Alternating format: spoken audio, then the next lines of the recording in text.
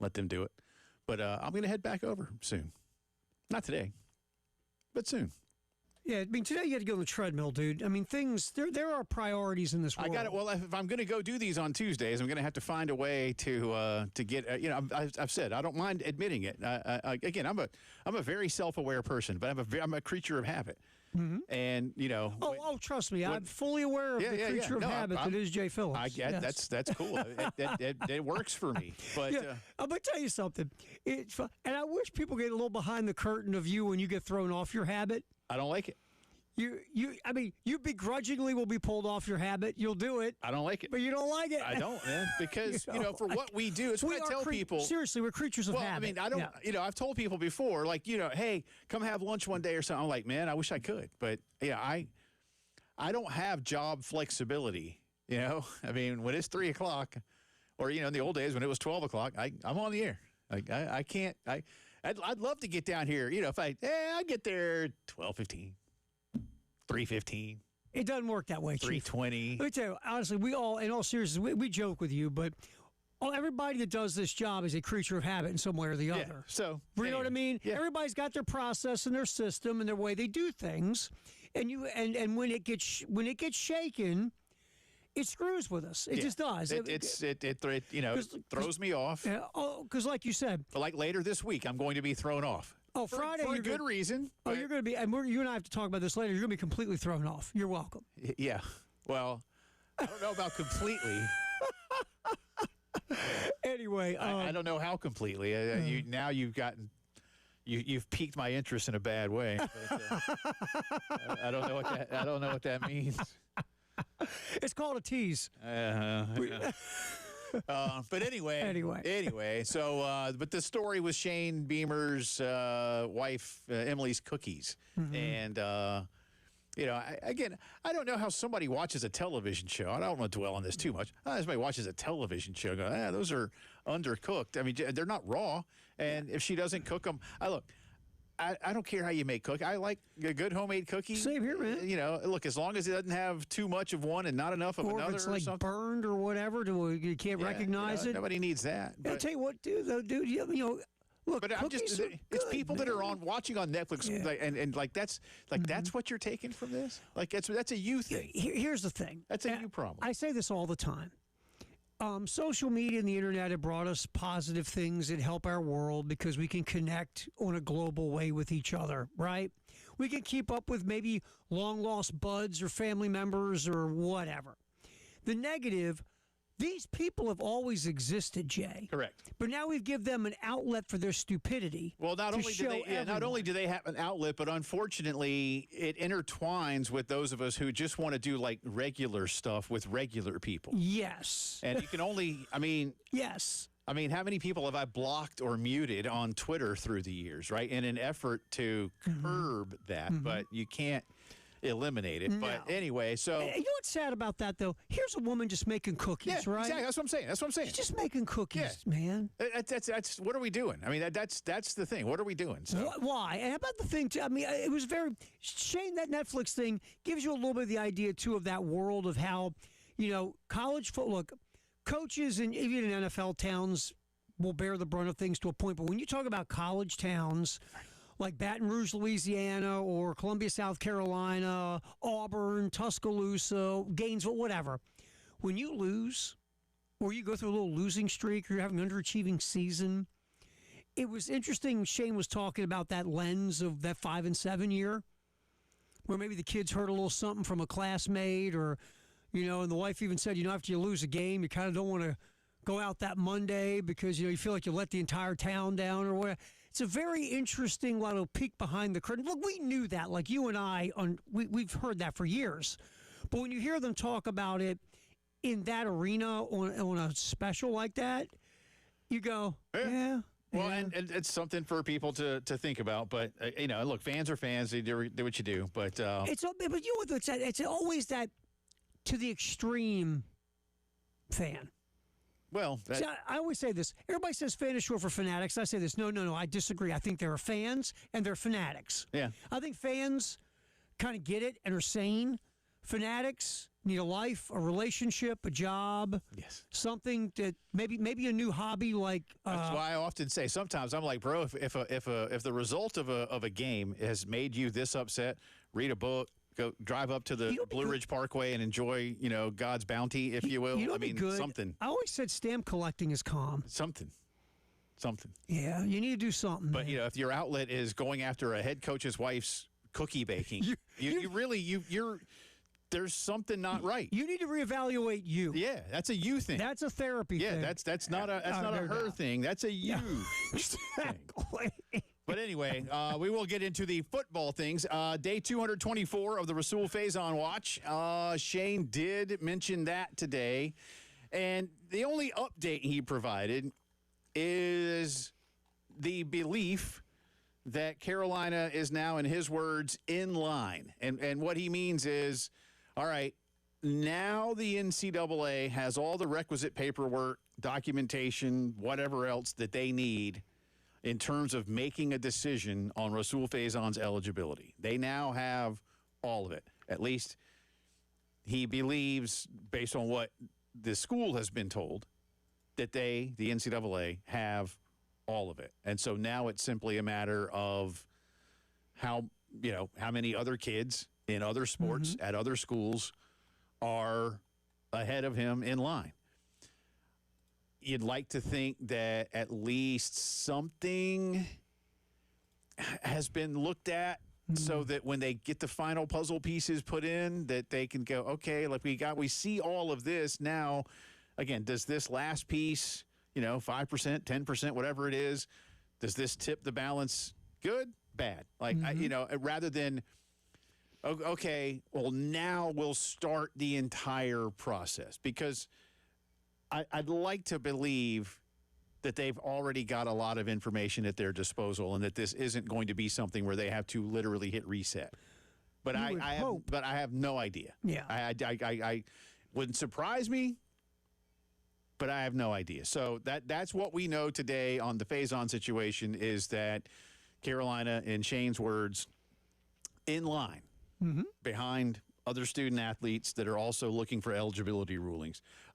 He did give a couple of injury updates. We'll touch on those things for you, too, throughout the course of the afternoon. I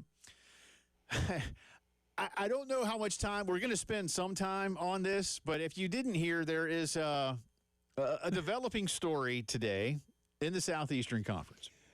Oh, my God. And I don't, like, I'm still not really sure how I'm supposed to react to this, but today, Auburn University has gone back in their time machine, and they have claimed not one, not two, not three, not four, not even 5 or 6, but 7 additional national football championships. You heard me right. They have claimed 7 additional football championships. Yes, they have. The school had previously only claimed the 2 that that were actually won. The most legitimate, if you will. Certainly the Cam Newton year, because you had to go through a tournament of sorts. And the 1957 national championship, when the Associated Press voted Auburn the #1 team in the country at the end of the season. And that's how it used to work. But now they're up to 9, man. They have now gone back and claimed 1910, 1913, 1914, 1958, 1983, 1993, and 2004. Now, the reason is that 5 of those teams finished undefeated. And the NCAA says 1913, 83, 93 are noted in the NCAA record book as having been named national champion by an NCAA recognized selector. I don't know what that means. I mean, I do, but I'm like, if that's the case, what took you until Tuesday, August 19, 2025, And how many other schools? And look, there's been jokes about how many Alabama has claimed. And I think Princeton actually has the most claimed. Yeah, And remember back in the day, the Ivies and the service academies, because they just were people drew they were really great. Believe it or not, the Ivies, for those of you of a certain age, the Ivies used to be great at all sports, and ultimately, the better athletes started to go to Big State U and not really exclusive Northeastern private schools. Let me read you the quote real quick, and we'll touch on it more. This is from John Cohen, their AD. For too long, Auburn has chosen a humble approach to our program's storied history, choosing to only recognize Associated Press national championships. Starting this fall, we have made the decision to honor the accomplishments of our deserving student athletes, coaches, and teams from Auburn's proud history. Now, we used to joke that some of the ones from Bama were, like Aunt Mamie's Garden Club's football guide in 1932. Elmer's Almanac. Yeah, exactly. I mean, something, wow, we got a football book down here, the Tuscaloosa Public Library. Right, again, somebody had a football guide. So I don't know how to feel about this. Now, and for a couple of them, look, 1910, I don't know. Well, there's a lot of people left from that. But like 1983? Yeah, well, how about the 2004? 2004, listen, here's what I've said about 2004. That year, when polls still factored into the BCS rankings in a major way, Auburn that season started the year like number 18 or something. And I also know that they played the Citadel that year, and it hurt their strength of schedule. So you couple those two things, and Auburn just was playing catch-up through the 04 season as they ultimately got to number 3 and could not play for the national title because it was 1 versus 2. Right. Now, and I know some of their fans because I do literally know a lot of their fans. They always felt a little jobbed on that one. I get it, but the system in place just did not allow for you to be there. Again, I get it. Right. I get it. But just because, and I've even seen some today justifying their national championship, I just air quoted, because UCF claimed one in, 2017? Right, sure. I was like, bro, that ain't how it works. You just can't say. Otherwise, you delegitimize the system that actually you were a part of 6 years later. Right. Like, you can't have it both ways. Either you recognize the system we have at the time or you don't. So this is not a good look, in my personal opinion, for Auburn University. Two things. One, okay, what you just said was correct, but you're using logic. And when you're talking about universities and fan bases, what typically gets run over, beaten up, and thrown to the side of the road? Sure. Logic. Because you're exactly right. Two, this feels to me is, you know what? We've kind of been sucking for a while now, and we want to legitimize ourselves again because we really have nothing in the present that's worth a darn. And so to get ourselves back into the spotlight or the limelight or whatever, we are going to now say we have 9 national championships. Yeah, Jordan Hare will now be ringed with national champ. Then when recruits come in, like, oh wow, y'all got a lot of championships. So ready? It's the old show. Hey Jay, look over here on my left hand, because I got nothing in my right hand. Because you know what, my right hand's filled with nothing. Because I've been doing nothing for so long now. Look at my left hand. Yeah. And to me, that's what this is. This is the screaming of a once proud football program that is now so pathetic. They have to pull a national title out of their backside from 1910. Yeah, right. And again, Aunt Mamie's Garden Club or some such. Exactly. And she'll be at the game, by the way, when they honor all these national champions. Right. Here, let me ask you this. If they were a real program, would this still be going on? I'll answer that on the other side.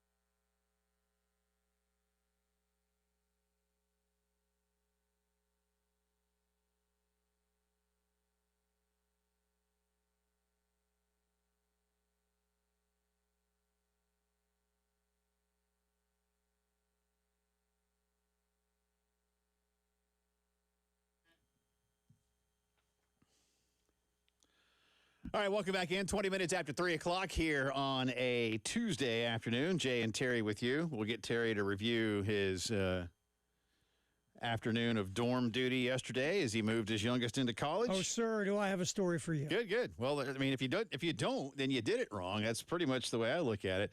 According to this piece of paper, right there, there is only one. Now, is this one spot or one team?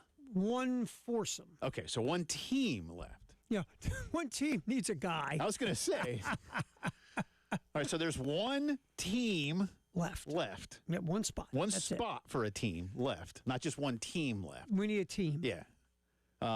So that's it for One the team, Summer Golf spot for one Classic team.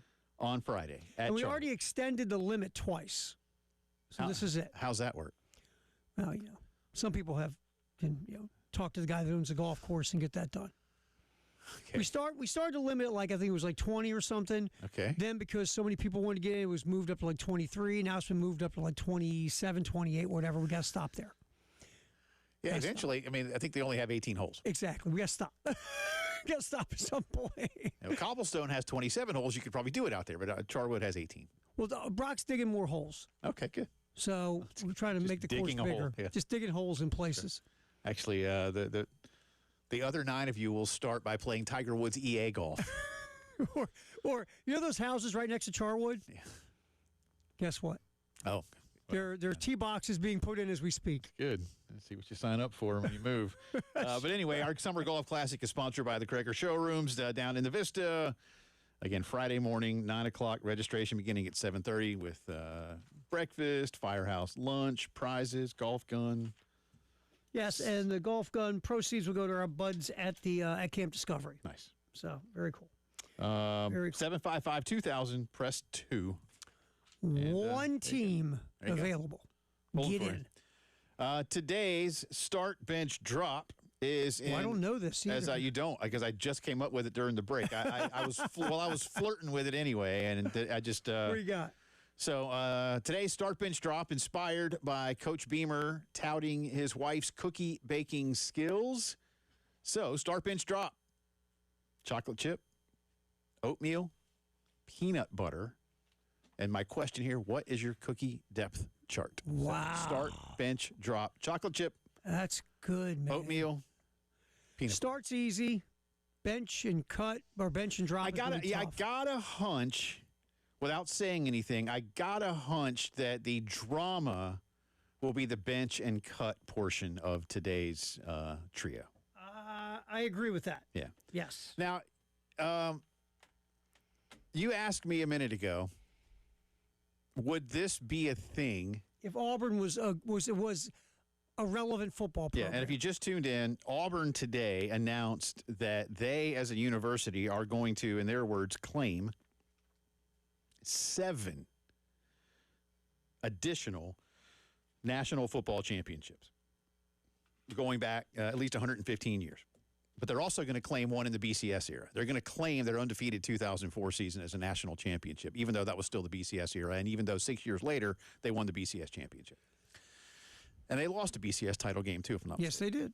I personally believe that this kind of claim is ridiculous. But anyway, no, Terry, I think you raise a really good question, and I think I'll look at it like this. What's a theme that we've talked about with Auburn football for a while now? You know, maybe their whole history, but certainly of late. Auburn only really truly measures their program against 2 other programs, and those 2 programs are Alabama and Georgia. They play LSU every year, and they play Mississippi, and they might play Tennessee from time to time, or Florida, or whatever. But they only measure themselves against what Alabama's doing and what Georgia's doing. And right now, Alabama and Georgia are still perennial, certainly top 10 teams, and really top 5 teams. And you look at the last 20 years. Yeah, since Cam's title, Georgia and Alabama have won 9 combined titles, How many's Auburn won? and I think they even played each other for a title. Yeah, exactly. Right. Yeah. And Auburn has not. Auburn's played for one since then, but they have not. And of late, of course, Auburn has been middling at best. Yes. So, no, if Auburn has, say, at least a title, maybe played for another one since that time. Or at least if Auburn is in the top 10 routinely. Yep. Nah, they're not doing this. Because to me, whenever I see this kind of because you'd have done it already. Right. You'd have done it. Exactly. 1910, 1913, 1914, 1958. I mean, Right. and you do it in 2025? Right. I mean, come on. Somebody was sitting around going, you know what, we kind of are, like my son would say, we're kind of mid if we're lucky. So we need to do, let's go make up some titles from the past. Because here's the other thing, too. You know this, and you got friends like this. And maybe you've even gone through this kind of rut in your life. Whenever the current days stink, what do? Yeah, the good old days. You go to the good old days. Right. So Auburn, since today stinks, is going to the good old days. Right. I mean, right now you got a head coach that 3 different guys are calling the plays on first, second, or third down, who's been talking more about playing golf than about recruiting players. And by the way, they said the Baylor game, we might play all 3 quarterbacks. Like, you don't know what the hell's going on down there right now, man. So you know what we want to do? Ready? Don't look at my right hand because nothing's. Look at my left. So basically, they're going to the good old days because the present days stink. We're going to retire Cam Newton's number. Yeah, exactly, and that's what we're doing here now. Having a Bo Jackson day. Right. Frank Thomas day. I mean, that's where you're at right now because the present stinks. I don't know about the last 2, but they may as well. You know what? They might steal your idea. Yeah. Bo Jackson bobblehead giveaway night. Hey, Frank Thomas's football career was quite iconic there before the baseball stuff went on. First 10,000 fans get an autographed bottle of Nugenix. I was going to say they get to help their testosterone out. Him and Doug Flutie will throw out the first football. But I just think that's what this is. Your current day stinks. Your fan base isn't happy. You've made 2 coaching hires in a row that really haven't worked out yet. So what's the best thing to do, Jay? Yeah, let's talk about the good old days, baby. And you make a good point, and I don't know this, so now we can just sit here and with a little bit of humor speculate. But there had to be some kind of meeting. Oh, sure there was. There's a committee room, and I imagine it's filled with some type of booster and some athletic staff and somebody else around. Yeah, I don't know who. Well, what can we do? Well, I mean, Alabama has all those titles they claimed. Can we? And so somebody starts looking. Because someone said, you know what we need? We need to make the fan base feel good again. Yeah. How do we do that? We got a great past. Yeah. We had, we thought we only had 2 titles. Now we have 9. Think about it now. Now we have 9 national titles. That's almost more than everybody. Now we matter, right? Now we matter, Jay. So how many people outside of Auburn, Alabama take this seriously? Oh, the ridicule being thrown Auburn's way. And to some extent, Alabama's way today, just because Alabama's already done this. Bama did. And by the way, our buddy Matt Moscona had a great one when he said, Alabama fans throwing shade at Auburn fans for claimed national titles is like next level, like clowning. And I'm like, all right, that's kind of true. It is true. Kind of true. So no one's really. But here's the thing: they're going to put them up. Sure, they are at Jordan-Hare. And here's the thing: that fan base will eat it up. They'll celebrate it. They'll toilet paper Toomer's corners, and they'll all go. Well, that's what you go do, right? Yeah, right. Hey, tonight it's 1910 night at Toomer's. Hey. Get some old school toilet paper. From 1910? Well, I bet that stuff was soft and cushiony. So, anyway. Oh, man. All right, start bench drop. Again, in honor of, not really in honor of, well, with a nod to, we'll say, Emily Beamer and Coach. Chocolate chip, peanut butter, oatmeal, start bench drop, those cookie varieties. We'll talk some Gamecocks on the other side as the postgame show rolls on.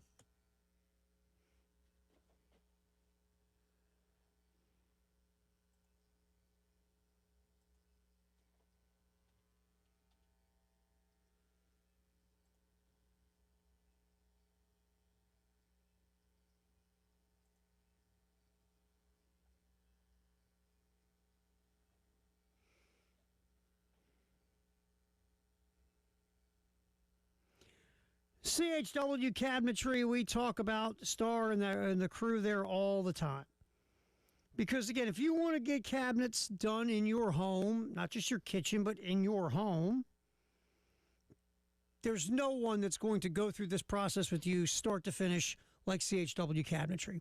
You just call 803-520-6837. You tell them what you're looking to do. They will come out and do what is phenomenal, the photorealistic renderings. They will show you exactly how this is all going to be set up. They're going to sit down with you and talk about this from step to step to step to make sure you get done what you want done. Expertly designed, delivered, and installed. That's what CHW Cabinetry will promise you if you give them a call to get the process going in. Just give them a call at 803-520-6837. Have a meeting, sit them down, tell them what you want. They'll talk with you, and they'll go out to your place and do those photorealistic renderings.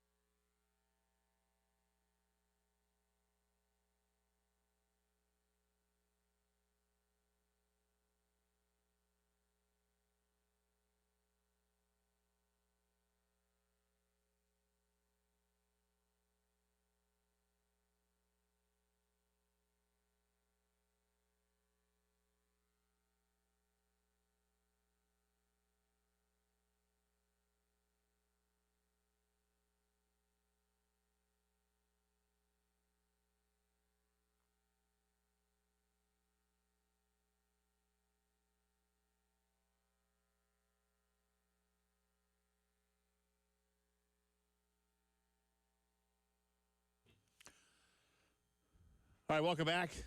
3:34 here on a Tuesday afternoon. Jay and Terry with you. Update from Williamsport. We are top two, Irmo versus Honolulu. And Irmo the visitor today. So top two, Irmo hitting. They have the bases loaded, but there are two outs. The Hawaiian team has just made a pitching change, so we've gone to a commercial break. So no score. But with two out, Irmo has a chance to take the lead. This is an elimination game, so loser goes home. So we'll keep you updated. But no score, top two. Brilliant game yesterday. Hard one to lose, man. 1-0 in extra innings. When you're no throwing hitter. a no hitter, yeah, it's tough. It's That's tough, man. That's all I can say. That was a tough one. A lot of you already weighing in on our start bench drop. I had one guy say the most obvious one I've ever seen. Will everyone have the same answer? No. His name's Ray. I responded back as politely as possible. No. They don't actually. I don't disagree without saying anything yet. I don't disagree that we'll probably have an overwhelming starter. But today's start bench drop, if you just tuned in, is a nod to Coach Beamer talking about his wife and her baking skills and people, again, empty lifers watching Netflix deciding that going after a coach's wife's cookies is the right thing to do. Chocolate chip, oatmeal, peanut butter, start, bench, drop, those cookies.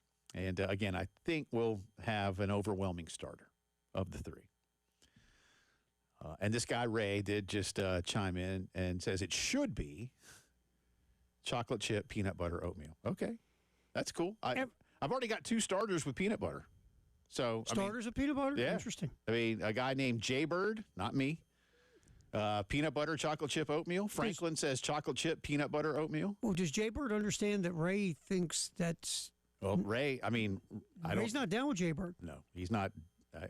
Ray's not down with anything other than Ray. Barry says start peanut butter, bench oatmeal, well, now, drop chocolate chip. I mean, that's bold right now, there. I'm going to tell you right now. That's bold. Ray is definitely not going to be down with that guy. Yeah. He is dropping chocolate chip. Jason says start chocolate chip, bench peanut butter. Don't allow oatmeal anywhere near the facility. Wow. Wow. That's some oatmeal hate right there, man. I like an oatmeal cookie. So do I. See, I'm having trouble to figure out. See, I mean, easy for me. Easy starts chocolate chip. Okay. I just got to figure out which way I'm going with it because I like peanut butter and oatmeal raisin both. Yeah, I like a regular oatmeal or an oatmeal raisin. I'd probably prefer a non-raisin. See, I like oatmeal raisin, but I don't have a problem with that. And I like peanut butter cookies. I do a lot. too, man. This would really be tough. You know what's really good, dude? Peanut butter chocolate chip. Like just make a peanut butter cookie and throw chocolate chips in there. You know what? All right, let's do this really quick. You got a thing going. You and I are going down this road, and maybe you're different than me. I have a hard time finding a cookie I don't like.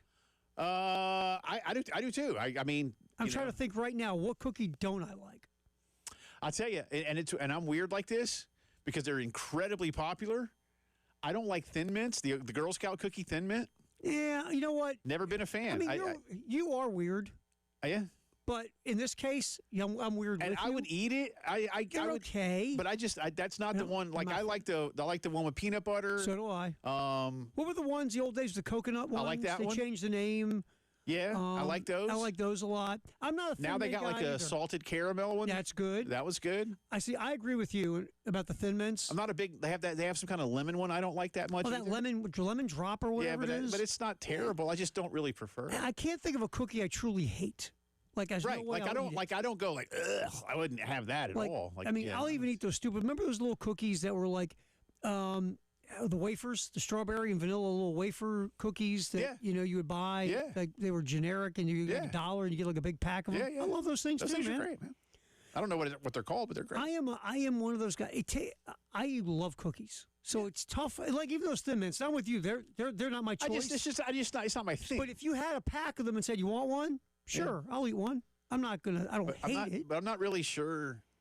I mean, why people like if you're allergic to peanut butter, I get you don't like a peanut butter cookie. Sure. Or but like like an oatmeal raisin. Like I think a lot. You know what it is? I think a lot of people. Like if your grandma or great grandma or aunt or something back when you were a tiny tyke made like a homemade oatmeal raisin cookie and that's all she ever had and she loaded them up with too many raisins. Yeah. Then you probably have some kind of mental block against them. It's like my great grandmother who didn't die until I was 9. I mean, I was really lucky to have her around for a while. But she's the one who put like grapes and orange like slices in Jell-O. And I'm like, oh, I remember that. And you had to like, you're a little kid and you're like taking your spoon, like digging it out, and like just getting the Jell-O. I just wanted Jell-O. I'm like, why are you putting fruit in here, man? Like, what the heck's the grape thing? Even back then, I'm like, what the hell? I know it's like my dad. I'll never forget. My dad once we were in the store and he's like, "Hey boy, you like Spam?" Sure, Dad. So you know what? For the next month, I had Spam. Yeah. I had spam pudding, spam pizza, spam and eggs, Spam and spam cake. Spam, So you know what? sausage, and spam. At the end of that month, you know what I've never eaten since? It hasn't got much spam in it. Just so I get that. You're right. If somebody when you were little, they made them like that, Like the that's the grandma only, version, or you just don't like oatmeal or something. I don't know, but See- but I mean, now we got Greg. Greg says also banish oatmeal raisin. Like, what did oatmeal raisin do to Yes. these people? Do you have an awful? What did you have an happened? awful moment, Greg? Do us a favor. We're not picking on you. Please give us a reason why you want to banish it. think Did something happen as a Oatmeal child? raisin stole your girlfriend? kind of Yeah, a I mean, thing? were you and Oatmeal Raisin buddies, and you found out Oatmeal Raisin was hooking up with your girl, and you've just I don't been know. you've been hurt by it? I don't know. You know, or like this. Sometimes you eat something till you get sick, and then you just like That's how I feel about deviled eggs. you know what I did? See, I did Pringles. Oh, I don't know if I could get sick of Pringles. I did a can of Pringles in one sitting. Oh, I could do that. I couldn't could eat 'em. knock that back. I couldn't do it after that, man. I was a kid. I loved them, and I got crazy. My mom used to make deviled eggs, and they were people loved them. And I think one day I ate like 2 pounds worth, And that's it. and I don't even know that I got sick. Just like the next time she made them, I was like, I don't really want these anymore. And I was like 12. Have you had one since? I've probably since then, dude. I'm serious. I've probably had like a half dozen deviled eggs since then. Right. And it'd be like being polite, Right. you know, Yeah. like all right, I'll have like, and I won't, you know, and then, Yeah, your deviled eggs are my spam. yeah. But I, Yeah, or my Pringles. I almost made myself sick on those Pringles, man. I crushed those things in like 3 minutes, and I was done. yeah. John just says we could redshirt the Snickerdoodle. That's a fine. Oh, that's another good one. I like a Sure. Snickerdoodle, man. But he starts chocolate chip, bench peanut butter, cut oatmeal. Kenny, start peanut butter, bench oatmeal, drop chocolate chip. See, for a lot of people, chocolate chip, that's kind of, they're all over the place. So every once in a while, you're like, you know what? I don't know. Anyway. All right. Let's, I know we got a football to talk about here, so we'll do that. How much time we got here, Terry? Yeah, we got a little bit here. couple Let's go. minutes. Can we, do we have Tyler's list up ready to go? Let me grab it real quick. I've got the list on my phone like you. Give me one quick. Tyler did a great job of cutting this He up did on, very on the quickly, fly. too. Tyler. So let me get that list up really quick. We need to somebody bring Tyler some cookies. You know what? I think he needs cookies. Yeah. Yes. I offered to bring him some beer. Obviously. I offered to bring him some beer, and he was like, "No, I'm good." Yeah, now, see, Elijah, you could pay Elijah in beer. I did. It's over money. Elijah might pick beer over money. Tyler, not quite the beer guy that Elijah is. All right, which one you want real quick? Number 4, please. Do we have? Yeah, we got just enough time for this, and then we'll talk more about it. This is questions that were answered in Carolina's second scrimmage over the. I was hoping to see our punters punt even better, our snappers snap even better, and our kickers kick even better, and they did. So that was very good to see. I was hoping to see maybe a little bit more explosiveness on the offense as far as explosive plays. Saw that. I was hoping to see the defense create a few more takeaways than what they did the week before. And I know there was one on social media, GK's interception, and that was one. But overall, you know, I thought they were better. Offense protecting the ball still good. Defense doing some things. So, yeah, there's a lot that I went into it.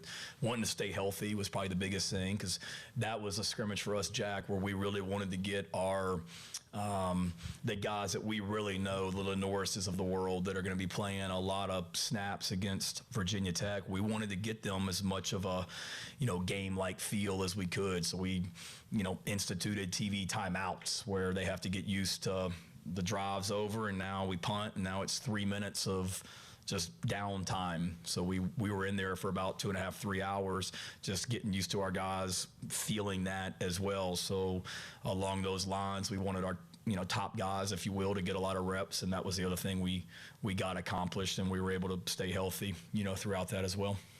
There you go. Good stuff from Shane. They also had to move the scrimmage indoors, but they did get a little bad weather work, he said, before they went back across the street inside the indoor facility. More from what Shane had to say coming up, and Terry will open the vault. You're listening to the postgame show.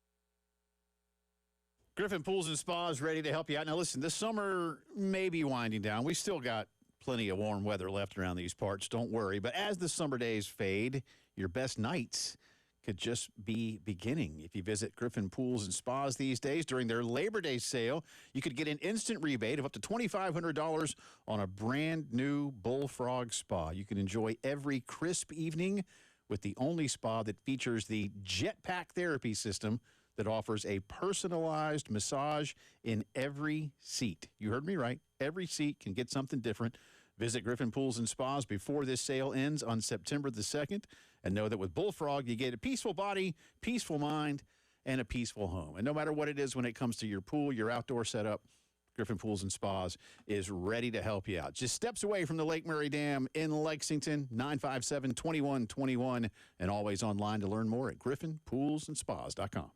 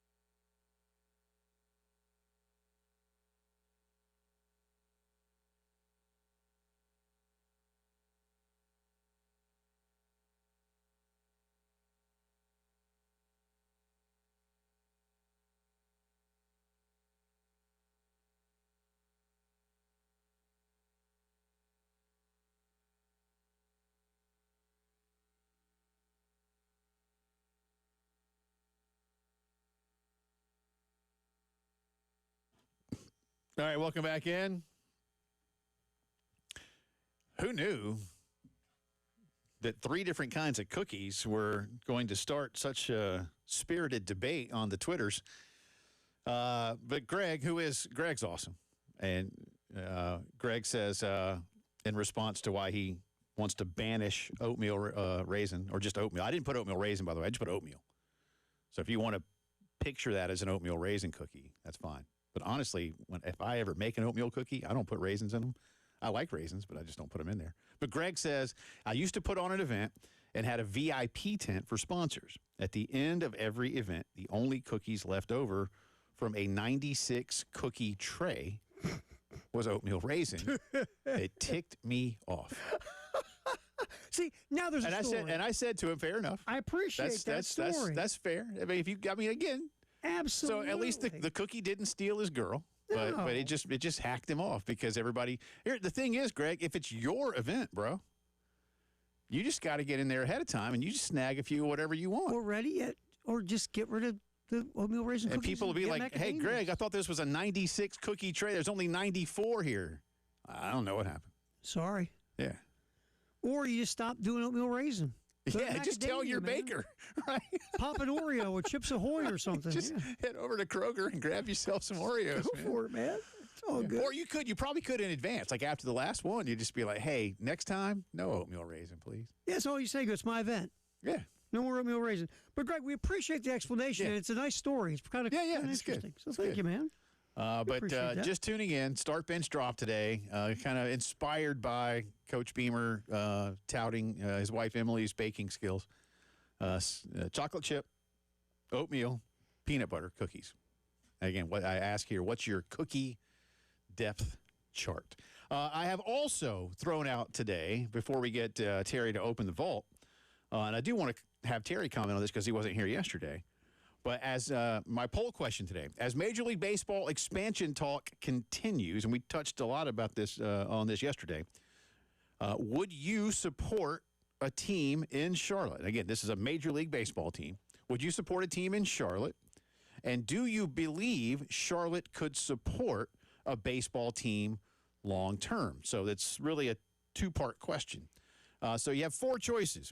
A, yes to both. B, yes and no, in order of the questions. Then obviously C, no and yes. Or finally, no chance either way. Ain't happening. Right. So I'll give some results a little bit later on. But Charlotte is apparently in the run. I think Charlotte has long expressed some level of interest in a Major League And Baseball. Charlotte, I mean, have the Knights, which people I remember supported for a long time, Yeah. a AAA affiliate.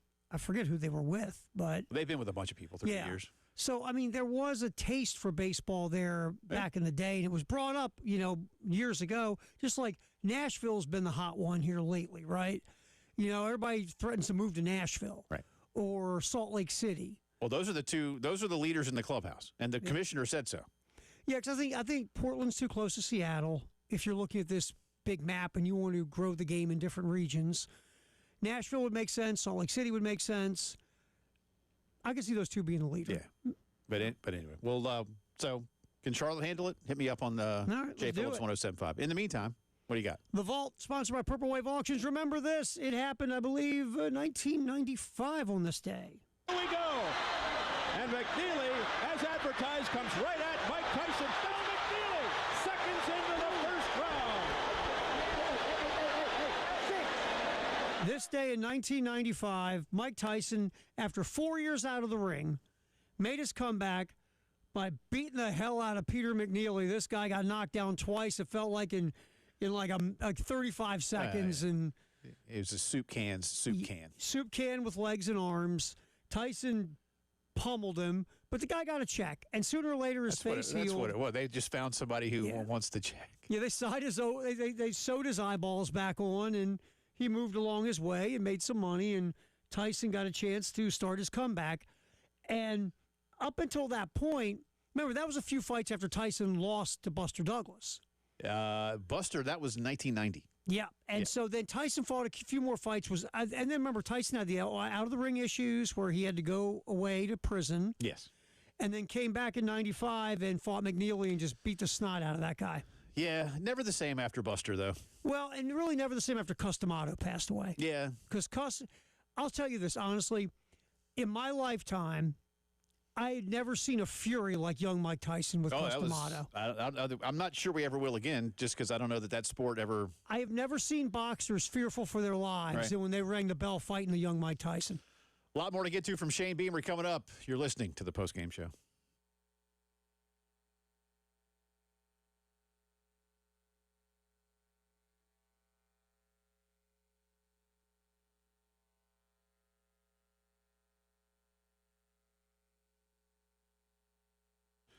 Integrated Media, ready to make all of your football watching better than ever. Have you been thinking about it for a while? Have you been to a buddy's house, your brother-in-law's house, or even a sports bar and said, could I have a setup like that? Could I have like one of those TV walls? Listen, yes, the answer is. But if you want a couple of TVs that get the same thing or different things, Integrated Media can do that for you. You don't have that kind of budget, but you're just ready to turn your family room or man cave or wherever into something a little better. Get today's latest technology from Integrated Media. How about an outdoor setup to enjoy fall weather? You can be close to the grill or the pool with equipment that is built to be outside 24/7, but looks and sounds like anything indoors. Any and all those things on your list? 803-948-8327. The very best in home theater and home technology is my good friends at Integrated Media. Get ahead of the football rush. 803-948-8327. Integrated Media. Check them out.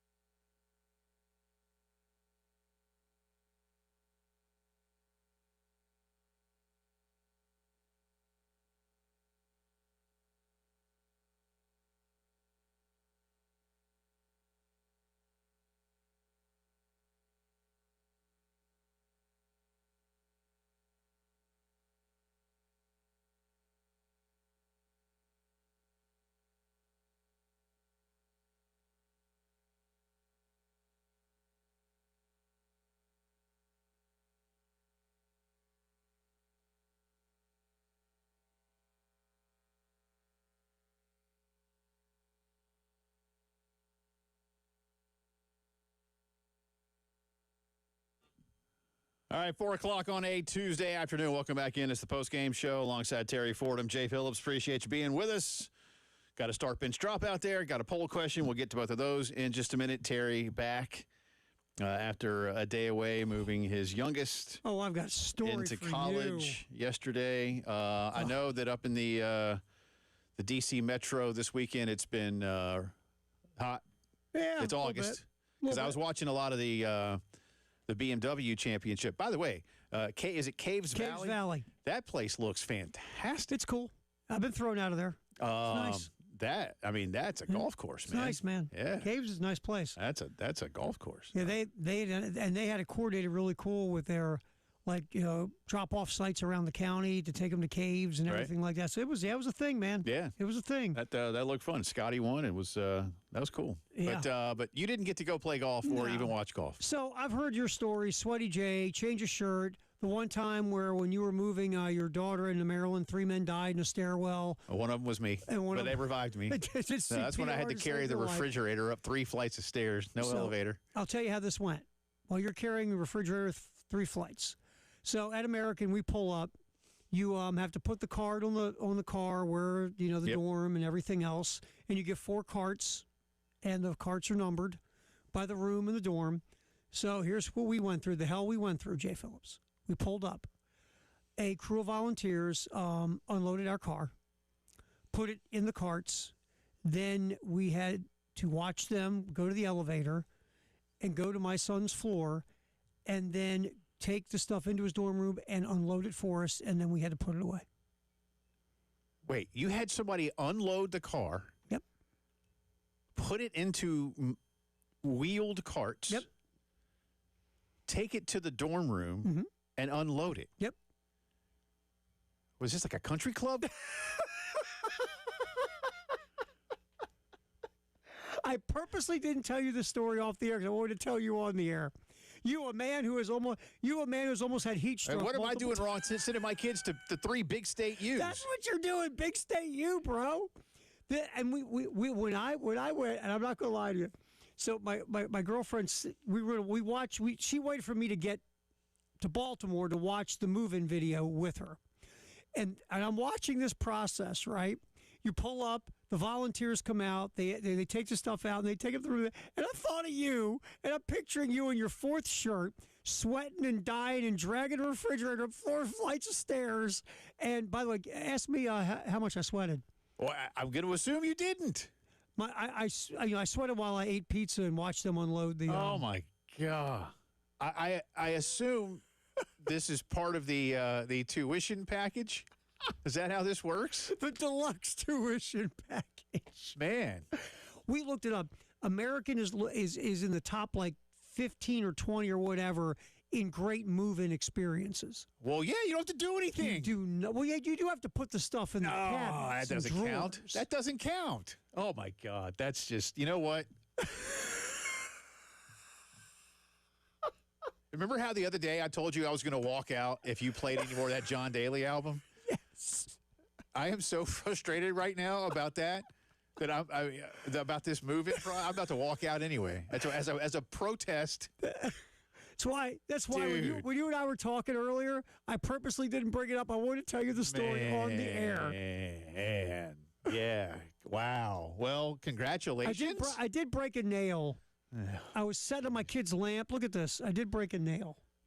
It hurt. I don't know. Like, here's the thing. I wonder, and those of you who have done what I've done through the years at whatever school, like, you know how at certain, like, resorts or something, like, you can pay, like, the extra amenity and, like, not like just for a nicer room or something, but, like, you get, like, the white glove service, whatever they call things like Right. that. Mm-hmm. Like, should Big State U start to offer something like that? Yeah, they should. I mean, And how many people would pay for it? Or would that be like in the dorm, is that going to immediately like target your kid? Or could you have white glove move in or whatever you want to call it, valet move in, like a day, like at just a certain time of day? I would do it. I wouldn't do it when the other kids are hoofing the refrigerators up 14 flights and your kids Or just their sitting father? there. Yeah, their dad. I would probably do it on a special day, so those kids wouldn't get hazed and targeted by the other kids or the other kids' parents who are now jealous. And I wonder, would I pay for that? Like, you know what? Here's the thing. Initially, I wouldn't have. Like, on the day I did it, I was like, I love my daughter. Mm-hmm. Her dorm doesn't have an elevator, which is, it's not unique to her school. There's a lot of dorms that don't have elevators. Sure. Or only like a service elevator that you really can't use throughout the day because it's like for, maintenance staff and such. But honestly, now that I've done so many of them, I'll be like, you know what? I don't want to do this. And I'm not done yet. I know. Dude, you've got. I've still got. I got one in high school still. I still got one in the chute. Yeah, that's right. I tell you though, I'm really upset about the next 3 years of having to watch them take that stuff up the elevator and unload it for my kid. Well, I was kind of upset. I'm not going to say I'm jealous. Just angry.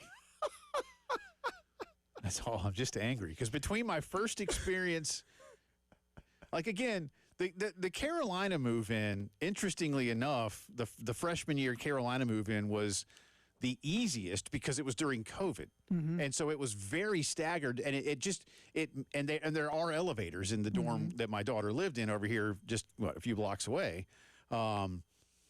And that was, so honestly, that's like the easiest one. And you would typically have thought an August move in Columbia, but because it was COVID, and we lived in Columbia, we got there early, and really what we also told her was for the one here, hey, we'll take the couple of heavy things, and then you can come back to the house and just, along and along over the next, 6 to 8 hours, even tomorrow, whatever, and we'll get it all filled in. But up at College Park or over in Athens, dude, no. That's Well, I did have a couple. It's not fair. A couple of volunteers did pick me up and carry me to the bathroom, which I appreciated. Yeah, they got mimosa bar, right? They fed me grapes while I laid on the bed. Ice cream truck down there playing the music. And you just hanging out. Yeah, well, good for you, son. Good for you. Yeah. Well, see. But you need this experience. That's all. No, I needed that experience I had yesterday. I mean, That's it's like we all needed. need to go through. So you need to carry a dorm fridge up 3 flights of stairs. It's good for your back. It's good for your soul. Well, you know what though? You know what's good for my soul? Watching someone else carry it. I believe you. That was really good for my soul. I thought you'd be happy for me. Yeah. I was ready for a feels like 104 story down in Foggy Bottom too, man. The mosquitoes everywhere. Well, I guess he's an American, not American, GW. So he's up there. Right. American's up near the National Cathedral, right up that way. A little bit out of the city. Yeah, up that way. Yeah. They still got mosquitoes. Well, It's Washington, the D.C. volunteers would jump in front of you and get stung by the mosquitoes for you. Wow. That's good for you, man. You don't mean that. I don't. I don't even. Not even a little bit. Not even a little bit. I don't. Because I've had to do so many miserable move-ins. But I love my children. I love my children too, and I love them more watching those volunteers take everything out of that cart. I hope those volunteers, as you keep calling them, at least got something for the effort. They did. They got my eternal gratitude. Speaking of and a fist bump. Speaking of children, I don't know any of these kids, but the Irmo Little Leaguers are up 1-0 on Honolulu right now. Elimination game up in Williamsport. They've gone to break, but 1-0 right now, so it's tight, just like yesterday's game. Yep. But do or die. So we'll see. All right, so a couple of things here. We'll get more from Shane coming up in just a little bit. But start bench drop today. A lot of you weighing in on this one. Start bench drop is inspired, as I say, by Coach Beamer touting his wife's cookie baking skills. So start bench drop chocolate chip, oatmeal, peanut butter. Again, what is your cookie depth chart? We'll get into more of those for you. And our poll question, stemming from yesterday, and I want to touch on this with you for just a minute before we get into more football. Over the weekend, speaking of the Little League World Series, Commissioner Rob Manfred was on. If y'all missed this yesterday, he was on. They have their Little League Classic this year. It was Seattle versus the Mets. But during the broadcast, the commissioner made mention of the fact that he would like the two, because baseball is going to expand. This is no longer now an if. Baseball is going to go to 32 clubs. And he would like that to happen before he leaves office in 2029. And at least by happen, he would like the two cities to be decided upon. They may not begin play by 2029, but he would like to at least have those two cities selected and the groundwork, start for, because you're going to need a ballpark. Because I think any of the cities that are being, because Oakland is out and they're not going to make anybody move back to the old Coliseum anyway, but Oakland is out. But I think the most viable cities in no particular order, Charlotte up the road, Nashville, Salt Lake, Portland. I've heard some San Antonio, but I don't see the Dallas and Houston groups, just like in the NFL. I don't see Dallas and Houston saying, sure, let's let San Antonio get a team. I'll say this. If I'm the Braves, I'm screaming against Charlotte. Yeah, I think baseball will look at it because Braves country is so massive. But on that note, for Charlotte, that's my poll question. Let me get to this real quick, and then we'll come back around to your thought. As baseball expansion talk continues, would you support a major league team in Charlotte? And second question, do you believe Charlotte could support a baseball team long term? A, yes to both. B, yes and no. C, no and yes. Or D, no chance either way.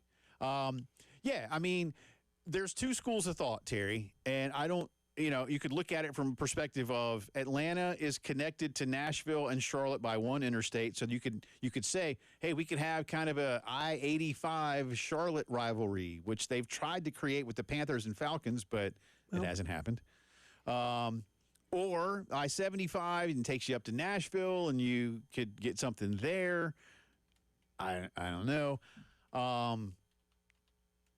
The thing with me, with Charlotte, I'll be perfectly honest with you, and I'm not trying to taint the jury pool here on the poll question, but I don't think Charlotte could support a Major League Baseball team long term. And it's not... That's interesting. Why do you think that? For one thing, let's face it. It's hard to be good, and if baseball's going to expand, and they are, but they're going to expand under the basic parameters of the current CBA, I fear for any club that's getting started. You can have an expansion draft, and we've seen the Marlins and the Diamondbacks go to the World Series rather quickly in their early years. We didn't see it with Tampa. Seattle has, and Seattle's still never been to a World Series. Nope. Colorado finally went to a World Series, but they haven't won a World Series. And of late, and Denver is not a small town. I mean, I'm not that Nashville or Charlotte are small, but Denver is in more of that Atlanta, Phoenix, Philadelphia type realm. It's a much bigger city. Right. Charlotte, listen, look at the Panthers. Look at the Hornets. When they're not good, people don't go. Yeah, I guess the point is, could they support a third major league sport? Around here, you're going to ask multiple generations of Atlanta Braves fans, or if you're from somewhere else, which a lot of people in Charlotte are, that might be Yankee fans.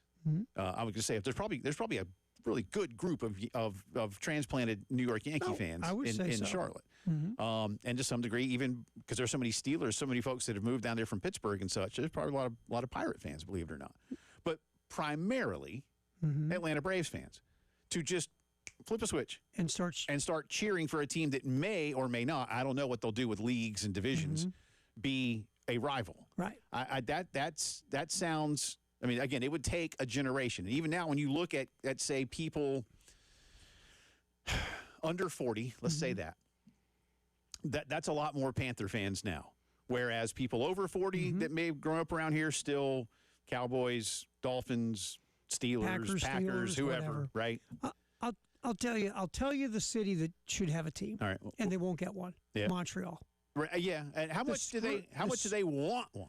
They say that there is a population that would like to have it back, because remember, they got screwed. They did. And look, it's a huge city. The nearest U.S. city is Boston, like a 5-hour drive. So there's a region there that could be theirs. And if you do it right with good ownership, I think Montreal would work. Yeah, and it is a huge city. It's a gigantic city. Yeah. So it's that's just me. Yeah, and that might be where they want to lean. We'll see. All right, we'll come back with those poll questions, start, bench, drop, but a lot more from Coach Beamer, who spoke just a little while ago as the Gamecocks continue August camp as the postgame show.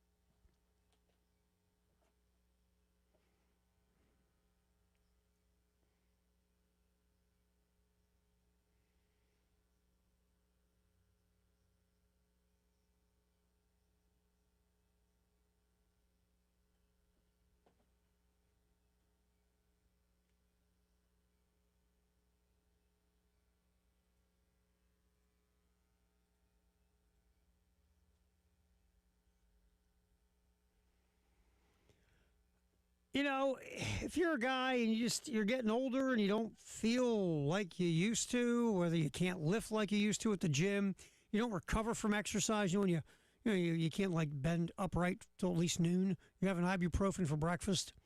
You don't sleep like you used to. You can't remember things like you used to. You have a lack of drive in every room of the house or in your life in general. You get concerned. You don't like to talk about it because we're guys, we're dudes, we're cool, we're hip, we're strong. We don't let anything bother us. Well, maybe you need to talk to someone. And that's Dr. Dan and the folks at the Men's Clinic of South Carolina, 803-875-MENS. A free consultation. You go in, tell your story, because it could just be low testosterone. Yes, low T can be causing these problems. Tell your story. Staff will do some lab work. If it does come back low T, they'll put you on a program specifically designed for you to get back to feeling you again. 803-875-MENS. Men's Clinic of South Carolina. Make that call.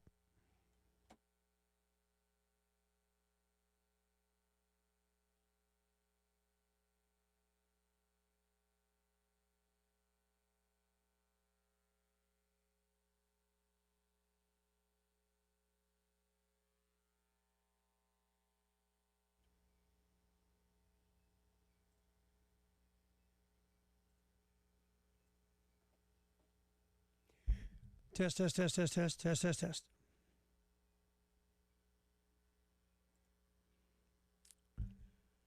Checking traffic around the Midlands. Accident, Percival Road between Clemson Road and Spears Creek Church Road. Also, 2-notch at Clemson Road, there's an accident. Road closed because of construction. Atomic Road, both northbound and southbound. Bridge blocked at Blink Bonnie Road between Belfield Road and Ridgetop Lane. And construction. Hughie and I-26 at I-126.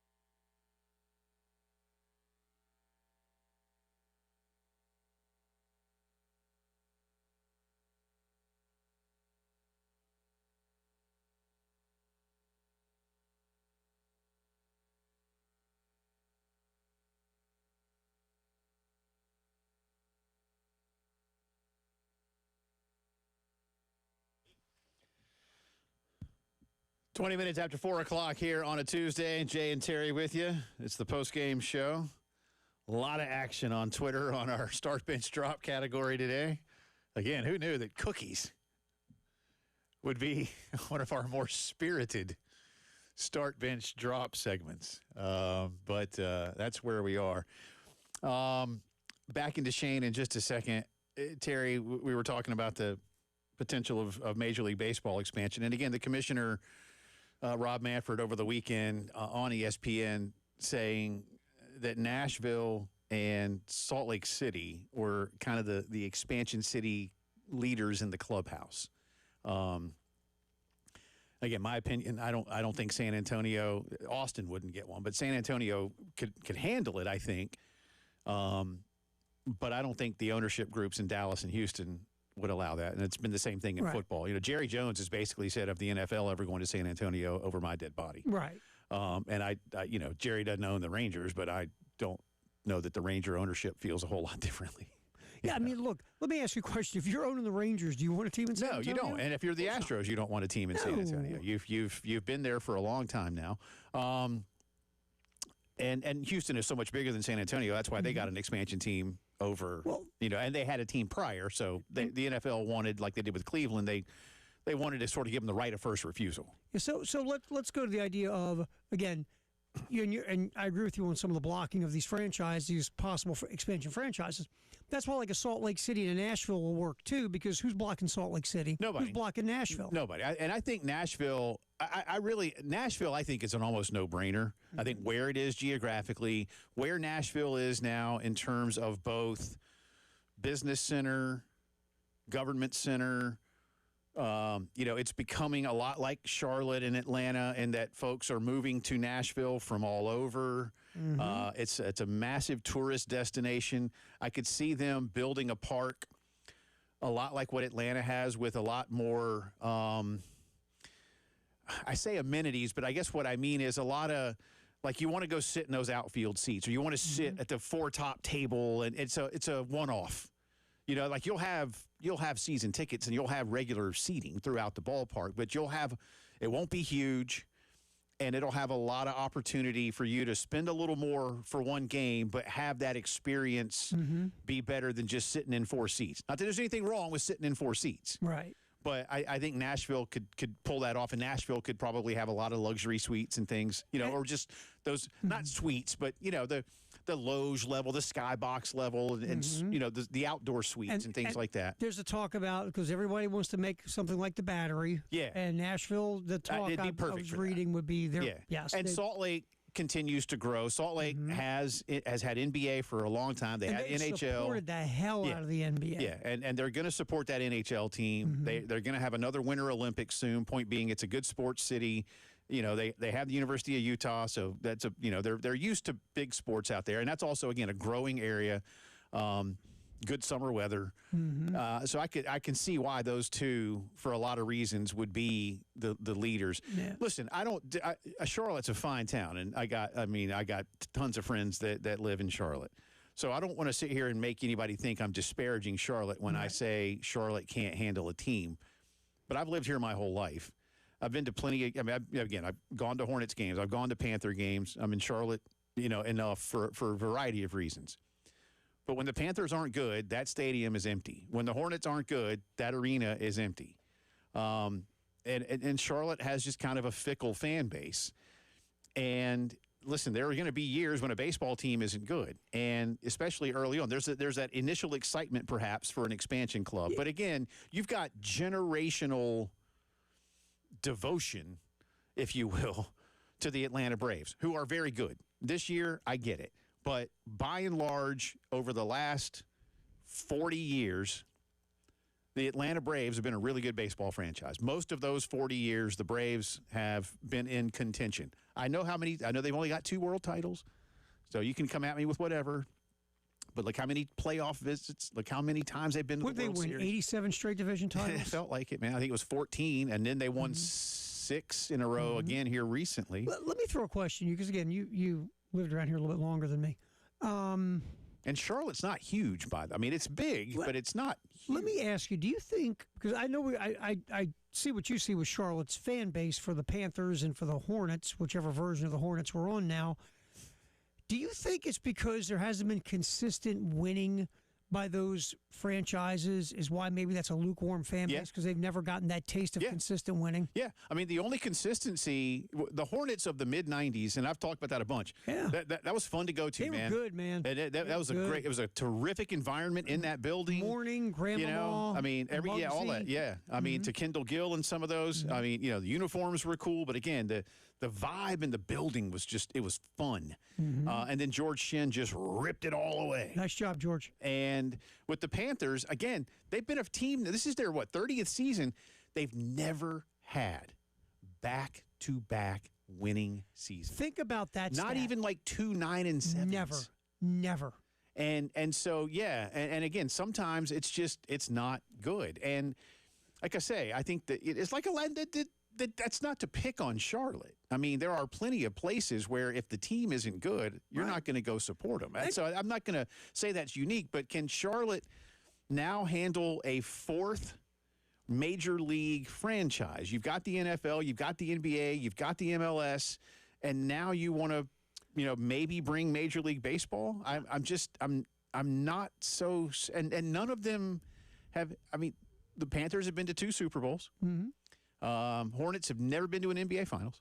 No. And they ain't anywhere. They're not even close to the Eastern Conference Finals They're right not now. close to the SEC championship. I just think that fan base has just never had that taste of consistent winning to show. Look, to get the culture, you've got to enjoy success to understand the culture of winning, right? And if you're not having consistent success, you're going to be a lukewarm fan. You're going to go, so I go to a Panthers game and be miserable for 3 hours and watch them get their teeth kicked in. Or you know what we can do?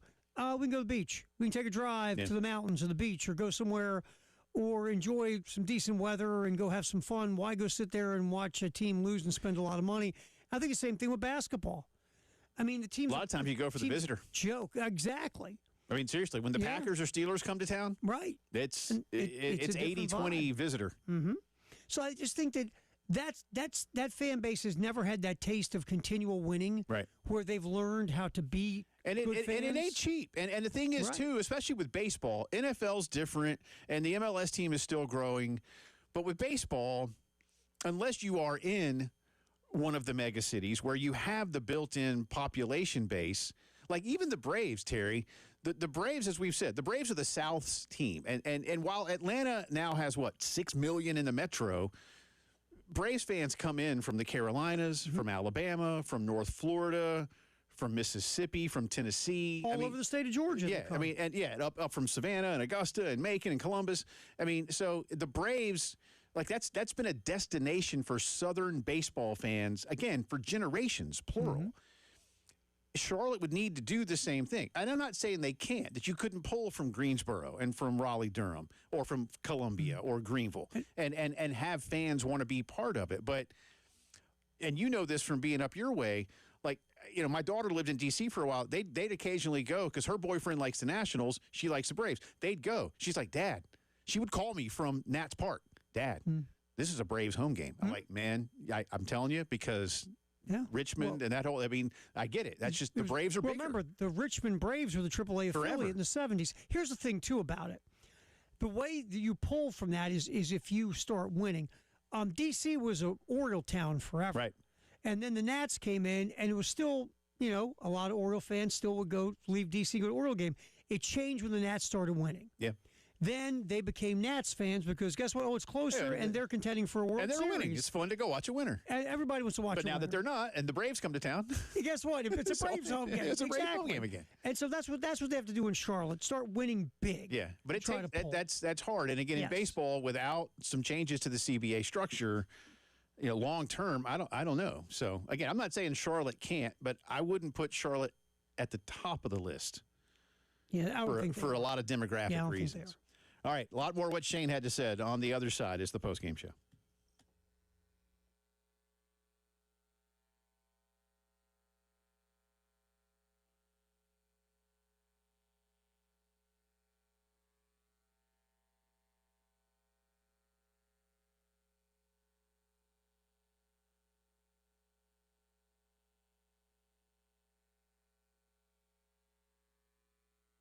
Cato's Power Equipment finally, and I mean this in a good way, finally on Sunday I got to use my Toro Time Master mower because it stopped raining for long enough for me to get out there and cut the grass without it being all soggy and whatever and, getting all over the blades. But I was glad to have it because I still got to do it pretty quick. I love that Toro Time Master. I'm telling you, going to Cato's for power equipment is like going to a tailor for your suits, all right, or for any other kind of clothing. Yes, you can buy off the rack at a big box store, but when you go see the experts and you get to tell them exactly what you want and need, they fit you with the right equipment. And that's what Ben and Matt and the crew at Cato's have done for me. It makes my yard work easier. It makes my yard work more enjoyable. And now with my Toro Flex Force equipment, it's battery powered, a lot less stuff to go wrong, and a lot easier for you to use, and you still get the power of the big engines. 4012 West Beltline Boulevard, always online, catospowerequipment.com.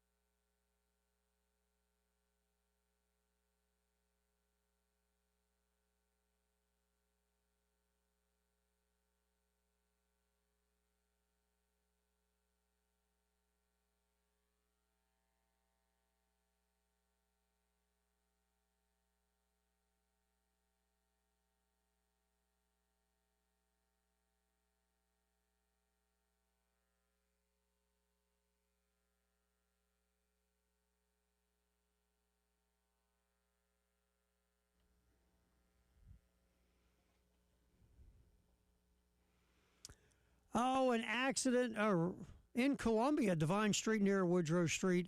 Also, Richland Percival Road between Clemson Road and Spears Creek Church Road. Two Notch at Clemson Road, also an accident reported there. US 176 Broad River Road at Bush River Road, we have an accident. And a second one, US 176 Bush River Road at US 76 Dutch Fork Road.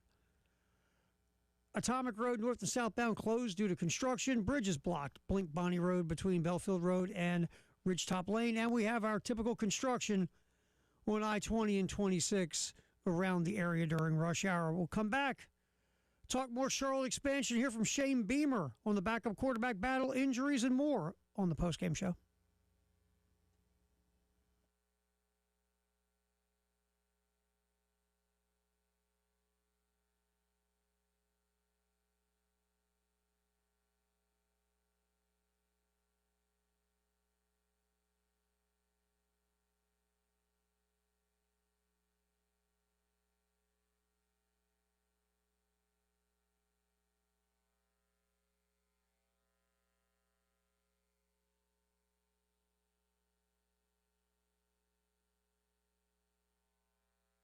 And then no new injury updates that are long term other than George Wilson, edge transfer that was going to play for us this season. He's going to be out for a while as well, which is unfortunate. We're kind of gotten hit pretty good at that one spot, which is disappointing from that standpoint, from a depth standpoint. But a lot of guys that are there that are competing and working to get better, and that's what we'll continue to do tomorrow.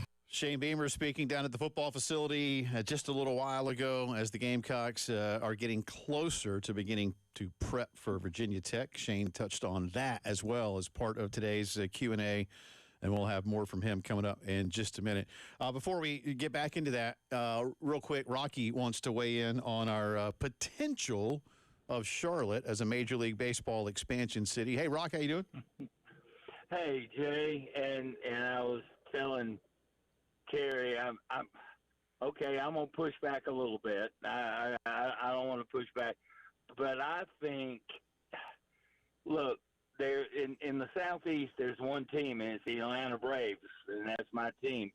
And then you go down to Florida, so there's no other team or franchise, and I know what they're looking at, but I just think, Jay, that Charlotte, because I went to school in Rock Hill, college in Rock Hill, South Carolina, and I know York County, and I know all of that area up there. I think Charlotte could be a great venue for the next Major League Baseball team, because I mean, I know they got the Panthers and they got the Hornets and all that, but in the Southeast, and we only got one in North Carolina, baseball, Major League Baseball team in North Carolina and South Carolina, kind of combo there. I think it would be wonderful to have a I-85 series between Atlanta and Charlotte. Yeah. How would that be versus the Subway? If they could get it going, that'd be great. I don't disagree with you. And again, Charlotte's got money. Charlotte's got a lot going for it. It's the South. It's got baseball weather, all those kind of things. Like I say, you would have to, look, when the Panthers or Hornets came into Charlotte, Hornets, late 80s, Panthers a few years later. Nobody around here gave two you-know-whats about the Falcons or the Hawks. None. Right. I mean, nobody cared. I mean, seriously, nobody cared. I mean, at least, people like the Lakers and the Celtics or the Sixers.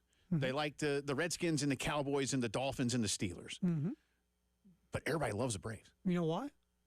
Braves are good. Mm-hmm. All the time. And so that to me, Rocky, is why I'm saying that's a harder sell. Demographically, could Charlotte handle it? Yeah. And Charlotte's only getting bigger. One thing I did see that was interesting, real quick, and then I promise we'll get to Coach, and we're going to have so much Coach in the 5 o'clock too.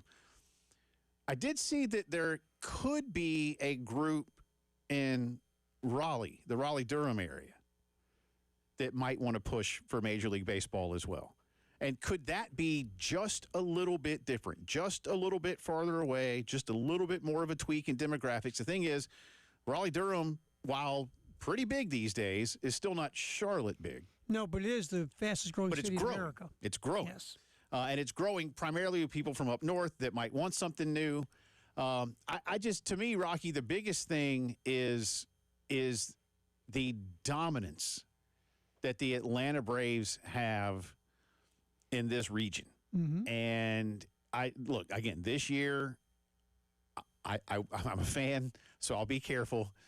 I believe this year is more of a blip. I do not believe this is the beginning of some type of downward spiral for the Atlanta Braves. The Braves still have a $200+ million payroll. This year, players under 30. Well, and this year they didn't make any moves. So they'll have money stockpiled in the offseason. And I think the point I make is that things look good for the Braves long term. And we're still talking about, if any expansion happens, you're not starting play until 2030, 31. So, we're a long way off from that. So could things change? Who knows? I think also the idea that you're putting a third major league sport in Charlotte. Yeah. And you got to look. A city that size, can they support three? I mean, it's been done, but a city that size, if they're going to support three, you have to take a step back and go, okay. Well, and I don't mean to push back, but technically four. Again, Tepper wants that MLS team to do well. Yeah, I mean, we just don't look at them like we no, look not at yet. The other sports. But if they, you look at if they go get a big name, there's only so much money to go around. Here's my thing with David Tepper: fix your football team. Absolutely. But you have to draw again, like the Braves. Again, as I say, Atlanta is what twice, if not more than twice as big as Metro Charlotte. And I'll throw something else too at you. I mean, the weather is pretty good in Charlotte, for the most part. It's like here. So don't let the Charlotte people fool you, man. I know. When it's 97 degrees here, it's 96 there. So my point is, when you get into warm weather cities, I've been. yeah, you know what? I've been there too. It's hot. It's hot. It's put it this way, it's not all of a sudden. It ain't Boston. You know, they try to tell you how it's not Columbia, and I'm like, all right. If I blindfolded you, it's 97 or 95. You can't tell. But anyway, I just think that, like a city that size, if you look at the cities that size who are successful with 3 sports, a lot of those are cities more up in the Northeast or in the North or in the Midwest where the weather isn't as great and people are more congregated, don't have as much to do. yeah. And because again, look, it's not a criticism. If I live in a warm weather city and you suck, you know what I'm going to do? I'm going to go boating, right? I'm not going to go watch a team stink. I want to go do something fun. For what it's worth, Charlotte has 2 big lakes. Yeah, I mean, I would have to really sit down and look around the country, but top of my head, I'm thinking about some of the cities that support that same size as Charlotte, that support multiple major league sports franchises at a high level. I think a lot of them are where the weather stinks. All right, cities that are roughly Charlotte size. Charlotte is currently number 21 in metro areas in the country. Number 20 is Orlando. 22 is Baltimore. 23, St. Louis. 24, San Antonio. 25, Austin. 26, Portland. 27, Sacramento. 28, Pittsburgh. 29, Vegas. All right, stop there. 30, Cincinnati. Stop there. I believe you didn't get to a city that size that supports more than 2 teams. So you got to Pittsburgh, and Pittsburgh does not support the Pirates because the Pirates stink and the owner's cheap. Vegas is just growing now with the NHL, Major League Baseball, the NHL. All right, Orlando, no major leagues. No. Charlotte, 2 again, sports. 2 or 3, Baltimore's depending. got 2 sports. Baltimore has 2. St. Louis has 2 sports. Yep. San Antonio, 1. Austin has MLS. Portland has, again, they have the Blazers, and they support love the their hell out of MLS, the Timbers. man. Yeah, I mean, they get 25,000 packed in every night. Sacramento somehow still has an NBA team. Pittsburgh, Vegas, but again, Vegas is more like a Cincinnati, or excuse me, a Nashville. Yeah. In the sense that there's a lot of tourists. Yeah, because Vegas is such a different animal because of the tourism. And Cincinnati has 2, and the Reds, when the Reds are good, but when the Reds aren't. So, and then the Bengals, that's a hit or miss thing too. Kansas City has 2. Columbus has NHL. Yeah. My point being is Charlotte would have something that none of those other cities have, which is 3 major league sports, except for Pittsburgh, and Pittsburgh doesn't support the Pirates. Right. So you're asking Charlotte to do something that's not really being done around the country, Jay, to be fair. Yeah. I don't know. We'll see. Again, long way off, but it's an interesting topic. Real quick here, I'll tell you what, we always talk about this in football. The backup quarterback is always one of the more interesting topics and one of the more popular guys. Shane Beamer today, cut number 8, Mr. Ford, how the backup quarterback battle is playing out. I'd say it's certainly ongoing. It's no conversations that I've had with anybody. I don't want to speak for Mike, but I don't believe he has either. Those guys are still working, still competing, still developing, and that's one too, Jordan, that I think will be, y'all know me, like whatever the roles are in game 1, that doesn't mean it's going to be the same game 12. We're constantly competing, and it's one thing we talked about today at the end of practice was, we're a team that we continue to compete. We continue to get better throughout the year typically, and it starts with the way that we practice. So we're constantly competing and trying to earn roles throughout the season and increase roles throughout the season as well. So no, nobody. I mean, we got a general idea of kind of where it would be maybe, if we played right now, but we're not at that point yet. I was talking to somebody about this the other day, and take this as you will. Luke Doty being the number 2 quarterback for South Carolina if they were to play today, and Shane didn't necessarily say he was or wasn't, but he's been hinting at that for a while. Might be more of a reflection of the entire room than it is a nod toward how good Luke Doty is. But you just have to hope right now, if you're a Carolina fan, that you're not leaning on that number 2 quarterback. But you saw it a few times last year, and you will more than likely probably see some of that again. Jay or nay coming up, and some results on start, bench, drop, and the poll question. You're listening to the postgame show. All right, hang on. Computer doing its thing, and now it's going. Here goes Terry to push the button.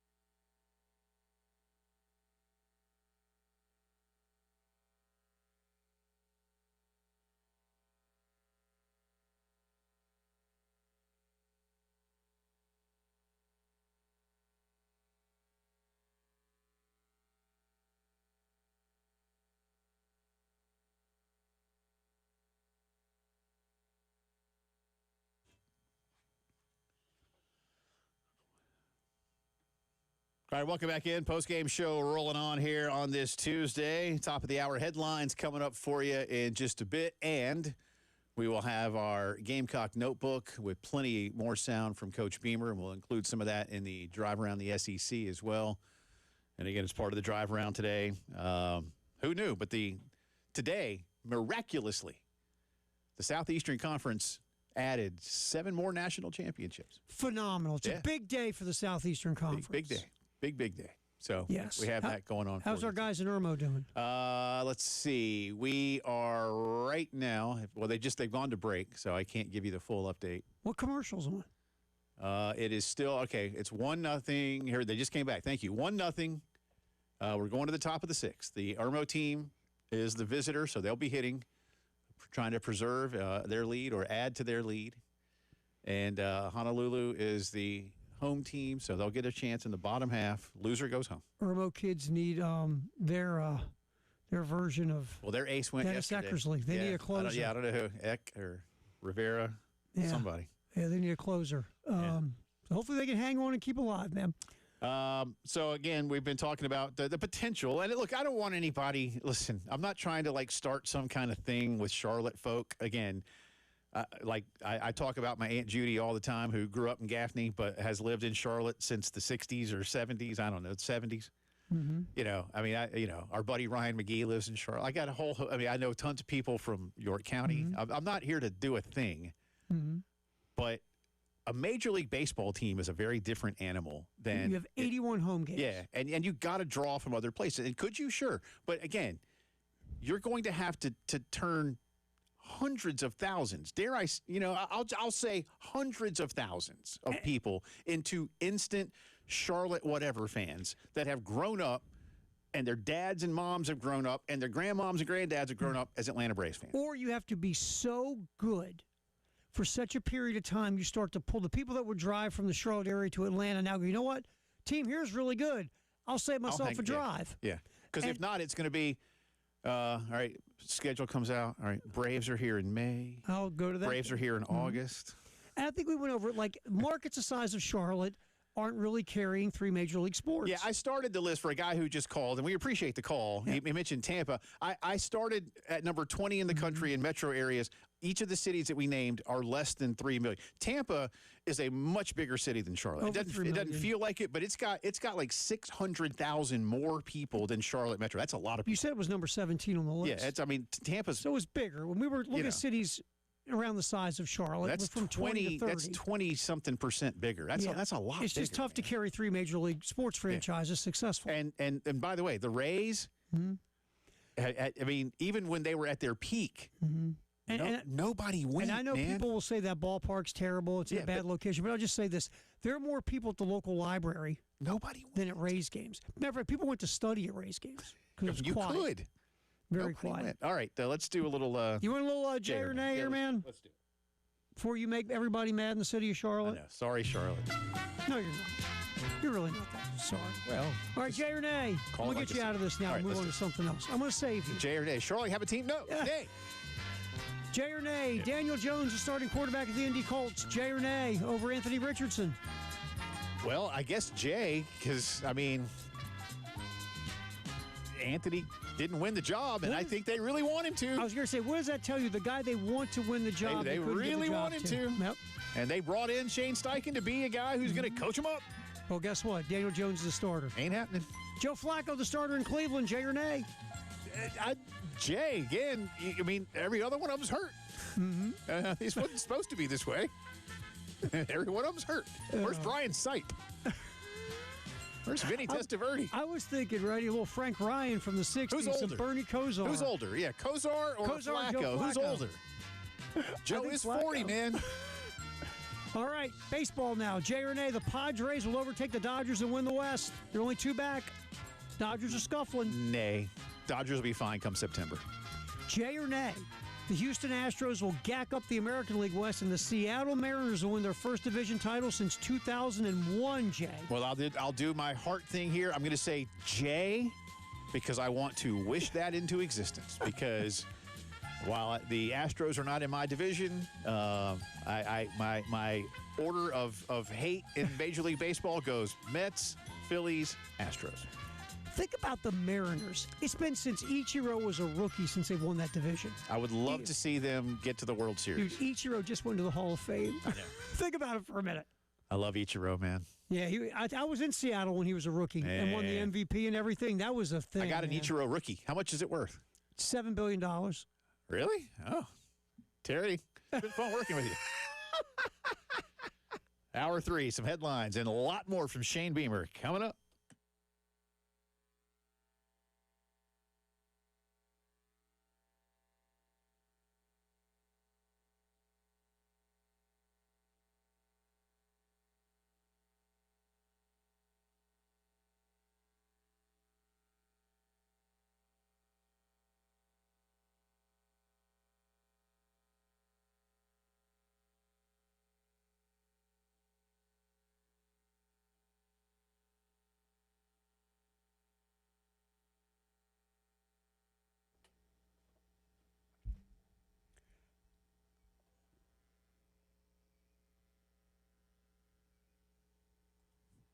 Test.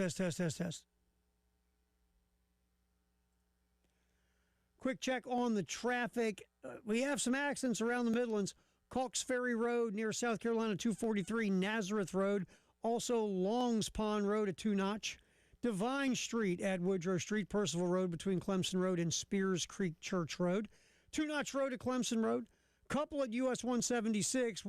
176 at Broad River Road at Bush River Road and 176 Broad River Road at US 76 Dutch Fork Road.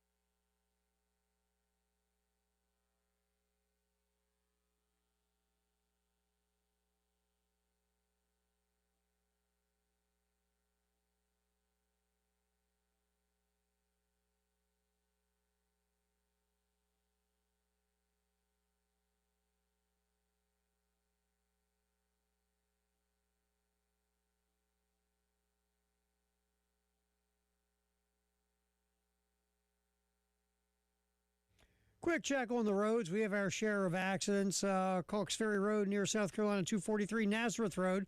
A couple at 176 Broad River Road, one Broad River Road at Bush River Road. The other one is Broad River Road at US 76 Dutch Fork Road. 2 Notch at Clemson Road. We have an accident there as well. Divine Street near Woodrow Street, there is an accident. Also, in Percival Road between Clemson Road and Spears Creek Church Road as well. Come back, get you the 5 o'clock news sponsored by Integrated Media next on the postgame show.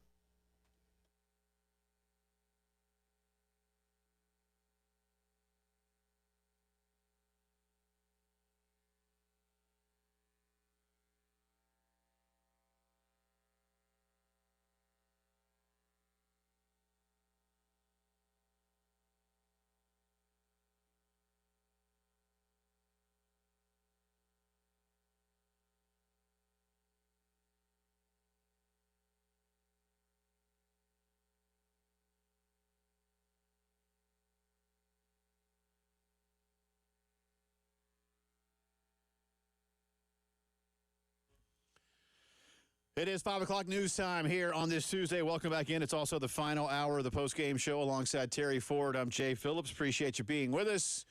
We'll start with the Irmo Little Leaguers. They are in a do-or-die game against Honolulu at the Little League World Series in Williamsport. Irmo has just pushed 2 across in the top of the 6th, the last inning of the game, if they don't go to extras like yesterday.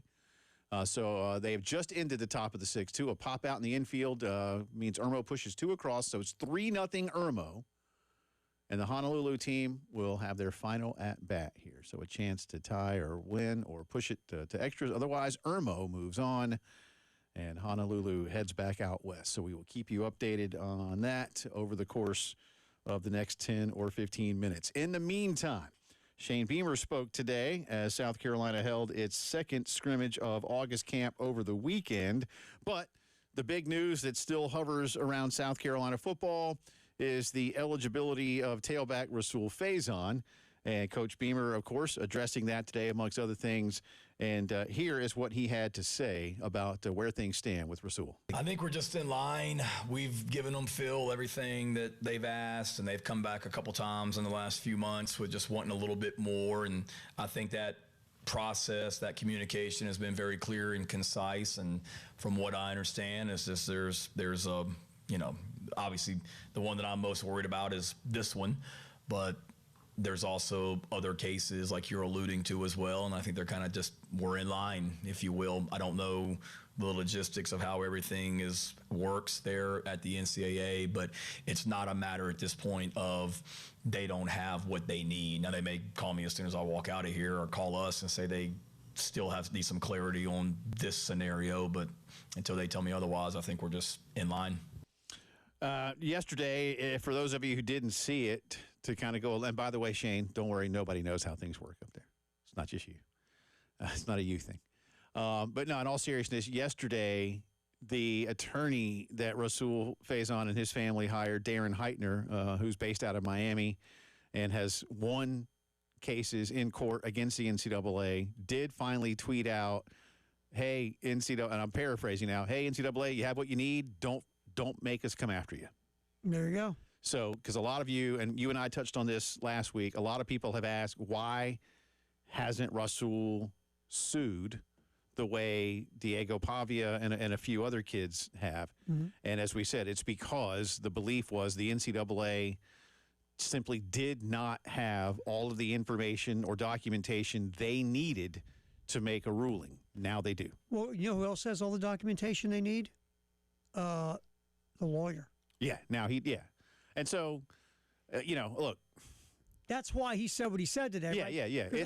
I go down the road. It lights that fire. Yeah, I think what you said last week, I agree with you can't go into court with a couple of bullets missing out of the gun barrel. Yeah. Or as I said, if it's, I got, hey, Judge, I got A through F. Yep.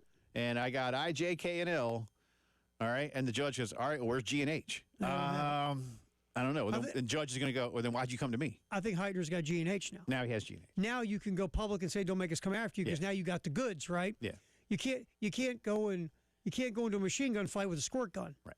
Now you've got the goods, and that's why it was said today. That's my feeling. I don't disagree. So, and I think they've had it for a few days, and so how mm-hmm. and that's why I said to you earlier, and I'm serious about this. I would like to believe, and again, like Shane says, I don't know how any of this works, but I would like to believe, and you might go, Jay, you're so sweet.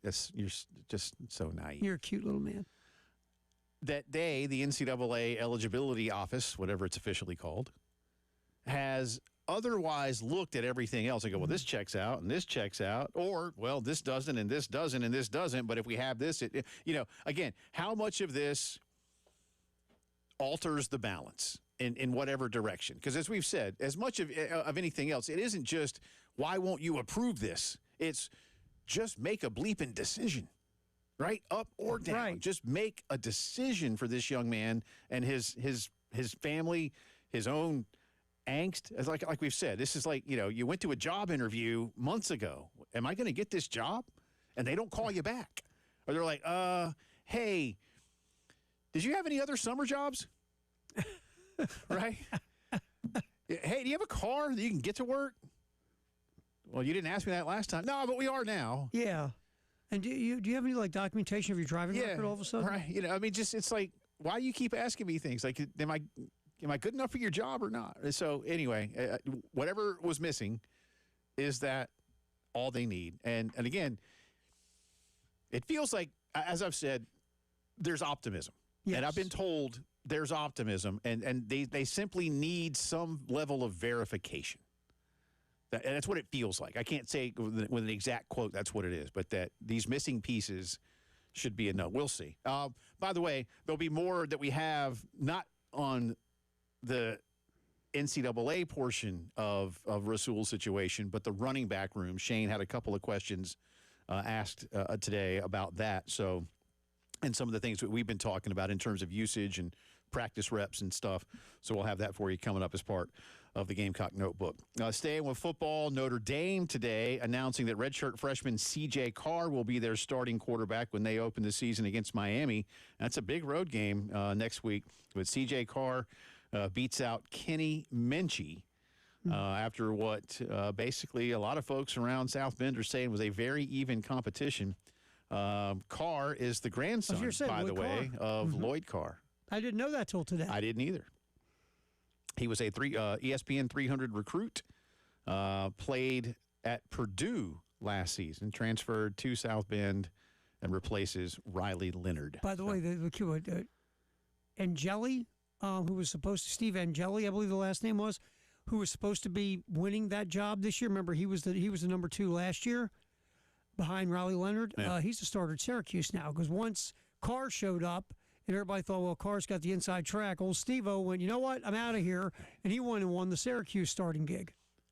I might have hung around to see if I could be the Notre Dame starter. Yeah.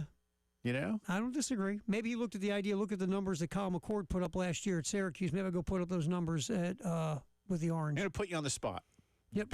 Bigger game. Okay. Notre Dame at Miami, LSU at Clemson. LSU at Clemson. Like for the whole kit and caboodle, not just TV numbers. I think LSU at Clemson's a very, because here's my thing with I don't buy into Miami. I just don't. I think that if Notre Dame beats them, which I think they will, I believe that win won't matter as much as we think it does right now. But I think I was thinking the opposite. I was thinking the loser of Notre Dame Miami has a tougher road. See, if I bought into Miami more, I'd agree with you. I just don't buy into Miami. Okay. If I was more I'd pick Miami to go 8-4 too, so I'm with you. Yeah, but you're not wrong in that premise. If Miami could be the real deal, you're not wrong because the LSU Clemson, the loser of LSU more, Clemson, unless somebody just curb stomps somebody, which I do not foresee, somebody is going to lose that game. That I can guarantee. But both of those teams will have basically it's one of their mulligans, right? And they're still in the hunt. Yeah. If Miami loses, I think out of those 4 teams, a Miami loss really hurts them worse than the other 3. Okay. I think Notre Dame's Notre Dame, right? The whole football world wants Notre Dame to be in the playoff. And so Notre Dame's going to get some. Remember the law. They had the worst loss maybe of all those teams. Marcus Freeman has done something. You know, between Link Jarrett when he was still their baseball coach, and now he's at FSU. But between Link winning in Knoxville a couple years ago and keeping Tennessee from going to the World Series, and now Marcus Freeman, like Notre Dame is now like lovable, huggable Notre Dame, whereas just 3 years ago. Nobody, like, it was the opposite. Right. Everybody. Like, it's amazing what these two really nice, and again, Link is no longer with them, but I mean, like that, what a great turnaround for the Irish. Yeah. And I think that Notre Dame hasn't been what they were when we were growing up. Now, all of a sudden, they become like more lovable because, they're in the Midwest and, they don't have the advantages anymore. It's all those SEC schools. And now, all of a sudden, here comes Notre Dame again a little bit. Brian Kelly did good, but Marcus Freeman playing for a title. Yeah, but nobody likes Brian Kelly. He's so unlikable, dude. Yeah, but Marcus Freeman's not. He's very likable. Seems like a very likable guy. And again, Link Jarrett did something that almost no one could do. He unified an entire country. He beat that because nobody likes Tennessee baseball. So unlikable. Yeah, nobody likes Tennessee baseball. I think Miami's the one. If they lose, and I think they will, that one will hurt them more than the other 3. I think the other 3 have more leeway to come back from a loss. Let me see if I can find out real fast. Just I don't even. Have you seen what's the? I know there's a spread on it by now. The Miami game? Notre Dame -2.5 at Miami. Yeah, I mean, look, I was hearing people trying to pump up Miami. Oh, they're really good at the line of scrimmage and this and that. No, okay, that's fine. I just don't think Carson Beck's going to be as good as Cam Ward was. I don't think their weapons are as good as they were last year. And I don't buy into the head coach. Yeah, again, I hear you. I hear you. I think he's a good recruiter. I just don't know when last year they had everything sitting there handed to them and they screwed it up at the end, right? Yeah, well, again, that's what I've said. We said it a bunch last year. Hey, Miami football, if you're going to be back to what you want to be, you can't lose to Syracuse in football. You just can't. I mean, however good Syracuse might be, and I like what Fran's doing at Syracuse, but you can't lose to Syracuse, and they lost like 42-38. Yeah, just you don't lose that game. You just don't. And so I think Cristobal is a guy. He gets you to the door. He just can't get through the door. Right. He's a heck of a recruiter. He has a winning record. I just think when it's time to get to that next level. Well, they need that next level of talent, and they still don't have that yet. I mean, I just think their team, when we look at it later, they're going to be out of the top 25. I picked that as well. Terry mentioned it earlier, but more detail. The Colts have indeed selected Giants cast-off Daniel Jones, the former Duke star, to be the Colts starting quarterback. Doing this over Anthony Richardson, who was, of course, a top 5 pick in the NFL draft just a couple of years ago. The Colts signed Jones back in the spring to a 1-year, $14 million contract. They believed there would be some level of competition, but I think it was more about just, hey, Anthony, this guy's played in the NFL, and, we really need you to take that next step. But he stays hurt. And when he does play, he'll make one SportsCenter highlight play and then 10 terrible plays. Right. Sometimes you don't know where the ball's going. He don't even know where the ball's going. And listen, you know how I feel about these things. I do not want Anthony Richardson to be some cast-off. I get why they made him a top 5 pick, because the draft is so much about potential. Mm-hmm. But this is, and I'm not going to clamor for it, but this is why I'd love a developmental league. Hey, bud, go play with no pressure. This guy, and you remember when he was drafted, Jay, I said that he has 2 buckets of failure. Yeah. Coming out of college. Yeah. He's not accurate, and he had many starts. Those are buckets of failure in the NFL. He's got double. He was drafted, again, on SportsCenter highlights and upside.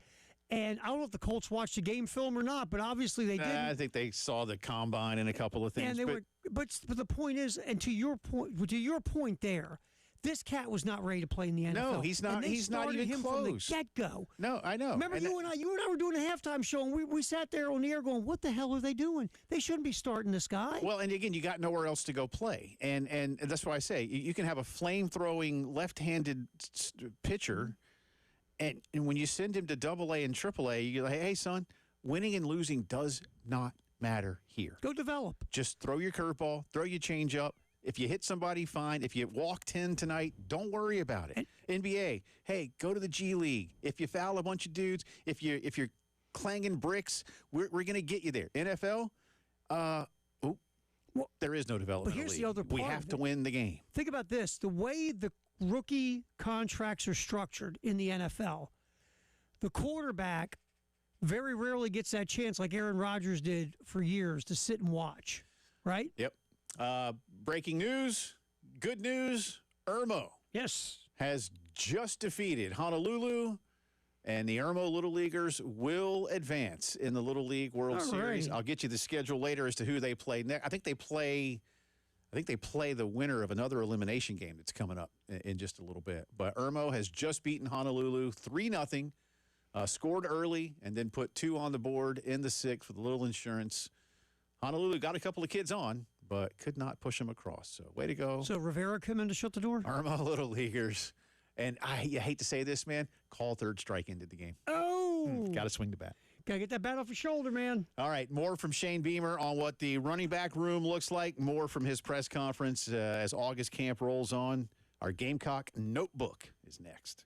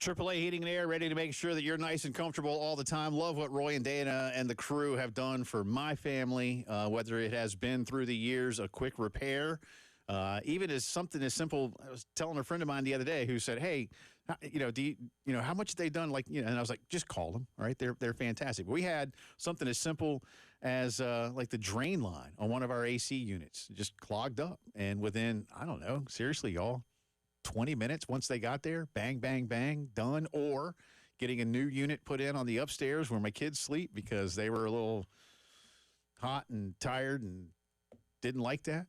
AAA got in there within 48 hours, brand new system. Listen, take advantage of 15 years of a parts and labor guarantee, $1,500 system buyback rebate, guaranteed financing, no payments or interest for a full year. Quick repair, brand new system, 803-677-1500, AAA Heating and Air.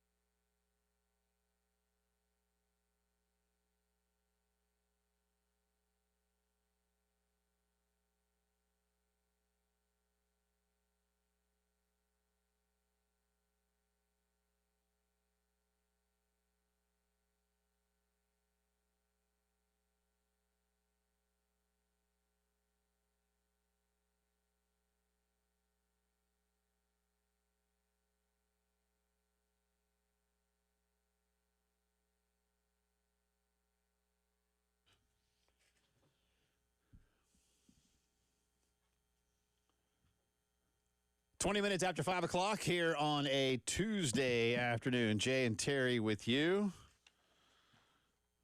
Did you want me to talk about the golf tournament again?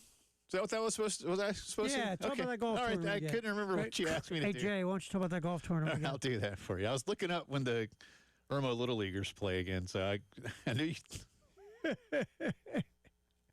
Well, there's one team spot left. That means 4 slots. Heck, as far as I'm concerned, 4 of you individually can just call, and Rock will put you all on the same team. You can be like some kind of cool nickname. But no, seriously, one team. Some kind of cool nickname. I don't know. Y'all come up with it, man. That's up to y'all. But one team slot left. That's it. And I don't even know if it's still there because we've been talking about this for the last couple hours. But Call and find out. Call and find out. Sure. What the heck? The Game Summer Golf Classic brought to you by the Krager Showrooms down in the Vista. 9 o'clock tee time, 7:30 registration. Great onion sausage and white bread for breakfast. No ketchup. No. No ketchup. You just can't put ketchup on those, man. No. Never forget that. Yeah. Mimosa Bar from Saki's Wine and Spirits, Firehouse Subs for lunch. There's prizes, the golf gun. If you want to use the golf gun, proceeds go to Camp Discovery. That's a fine, fine group. 803-755-2000. Press number 2 to sign up. The Irma Little Leaguers will play again tomorrow. Again, they just won. If you just got in the car during the commercial break, we had the end of the game happen during our news update, so that was kind of cool. But the Irma guys will play the winner of Washington versus South Dakota. It's Washington State versus South Dakota. And that'll be, they play tonight. And then that winner will play Irmo tomorrow night at 7. So there you go. There you go. But Irmo advancing today with a 3-0 win over Honolulu. Before we get to Shane, I got a couple of things running here on Twitter for you. First off, speaking of Shane, start, bench, drop. Shane was talking more about his wife Emily's chocolate chip cookies today, brought some in for the media. Tune in tomorrow. Elijah had some. He'll tell you all about them. But start, bench, drop, chocolate chip, oatmeal, peanut butter. A lot of you have weighed in. I'll get to some more in just a minute. And a Twitter poll question today, not football related, but we've talked a lot about Major League Baseball expansion since the commissioner made a few comments over the weekend. But as Major League Baseball expansion talk continues, would you support a team in Charlotte? And do you believe Charlotte could support a baseball team long term? And again, that's a Major League Baseball team. I know they've had minor league baseball, for like 50 years. Anyway, A, yes to both. B, yes and no. C, no and yes, based on the order of those questions. Or D, no chance either way. Right now, 38.5% of you say yes to both. There you go. So we'll give you full results coming up in a bit. A question, and I was glad that to hear that our buddy Jack Veltri got this one in. Terry and I have been throwing this one around a little bit too, and even posed it to some of you in the audience last week. You want Rasul Faison to be ruled eligible, but you're now literally midway through, really past midway point of August camp.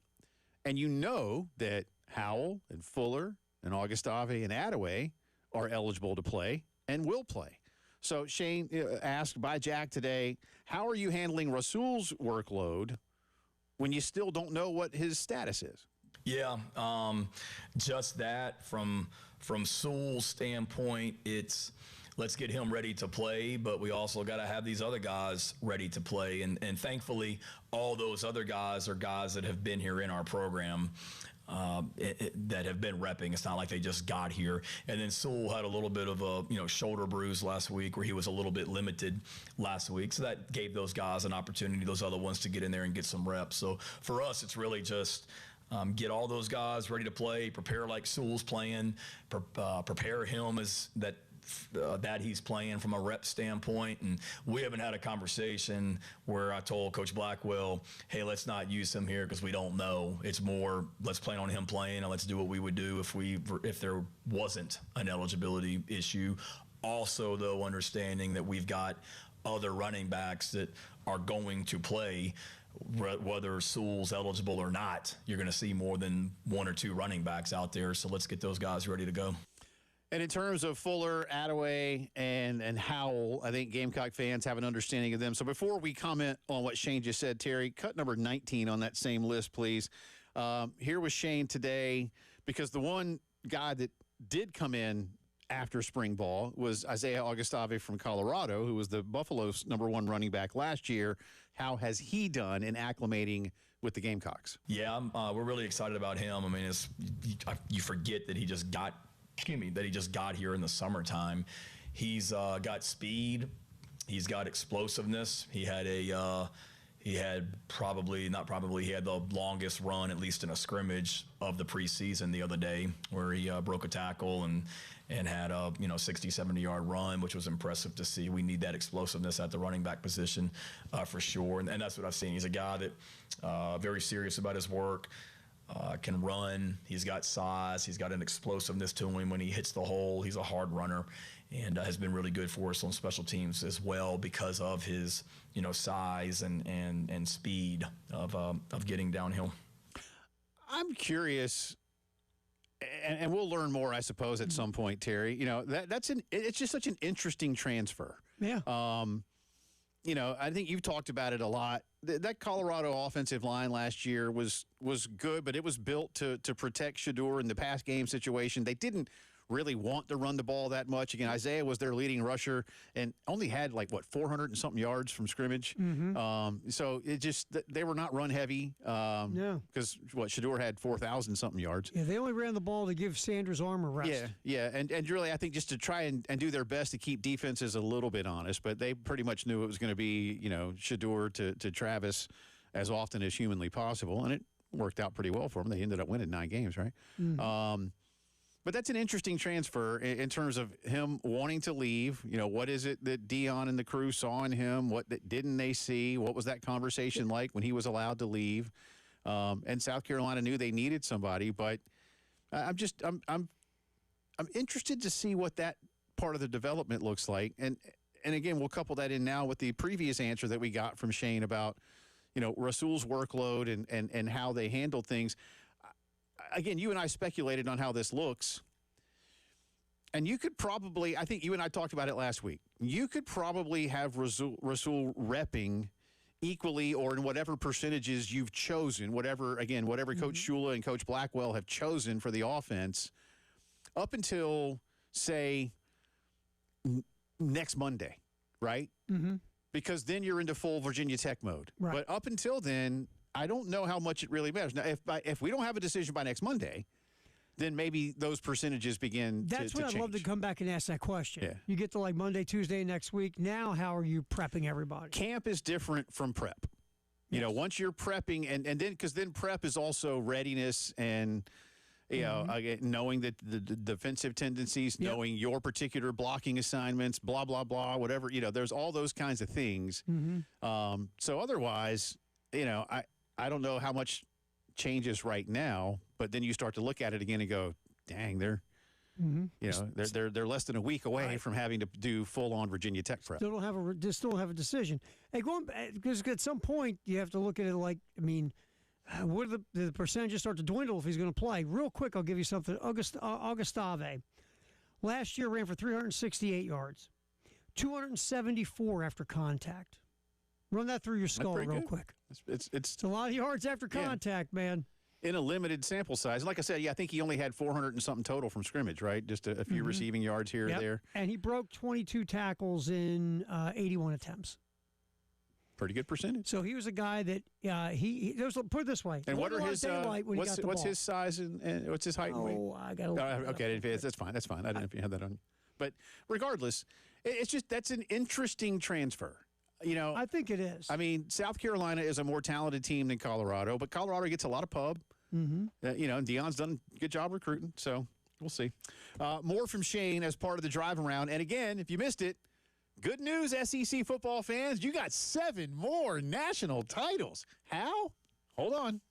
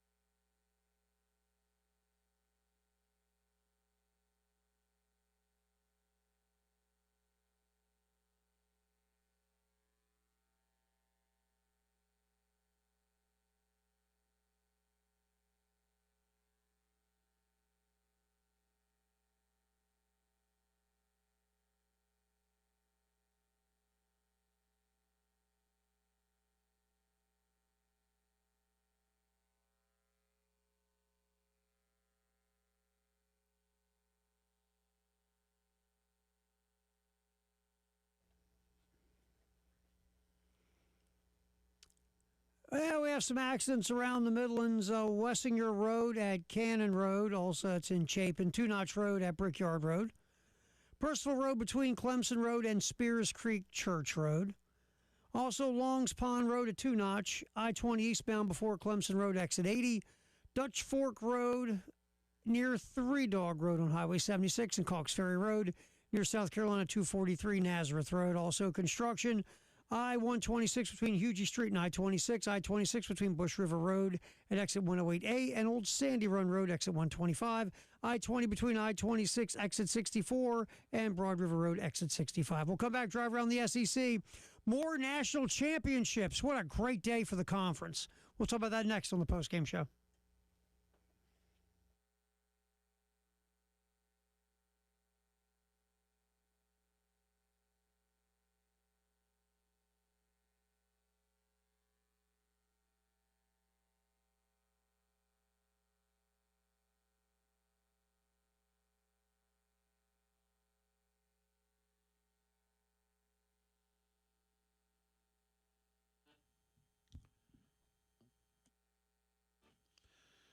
All right, welcome back in. It is Drive Around the SEC time here on a Friday. Sorry, I don't know why I just said that.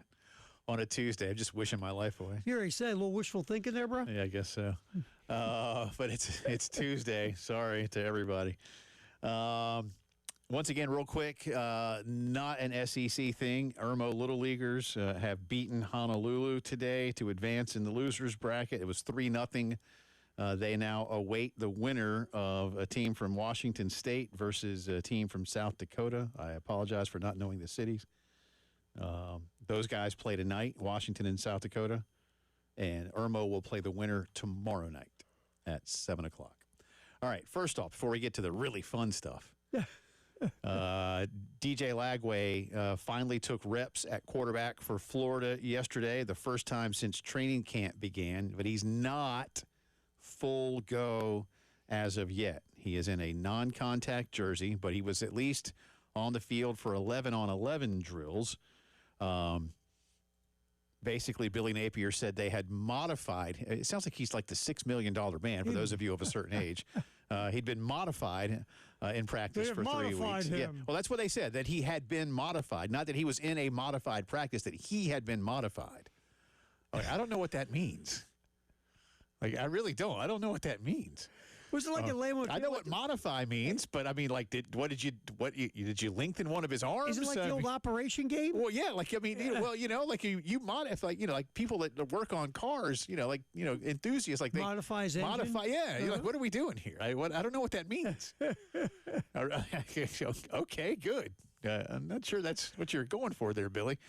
But again, he's had a hamstring, he's had a shoulder. He's had sports hernia, now a lower leg injury, kind of a calf thing, could be an Achilles thing. Kind of like the Operation game. Yeah, but the Gators do have a tough opener. Yeah, they have. Again, this is almost Long Island University. I just football team. Come on. I think about like a Long Island football team. What would a Long Island football team look like? I don't. It's like, what was the movie where Mark Wahlberg played Vince Papale and those guys are playing out in the neighborhood and they were playing that football game. It was raining. Yeah. Is that Long Island University? I don't know, but that sounds about right. Yeah. I don't know. But hey, give Florida credit. After Long Island University, that schedule is tough. It is. But that's embarrassing. Long Island University. I don't even know what that is. Yeah, first when I think of Long Island, I think Ice-T. Yeah.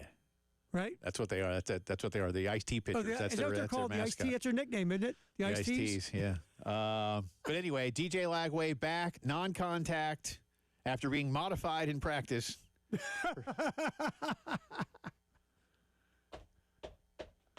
Again, I really don't. Seriously. He comes out, there's an arm in the back of his shoulder.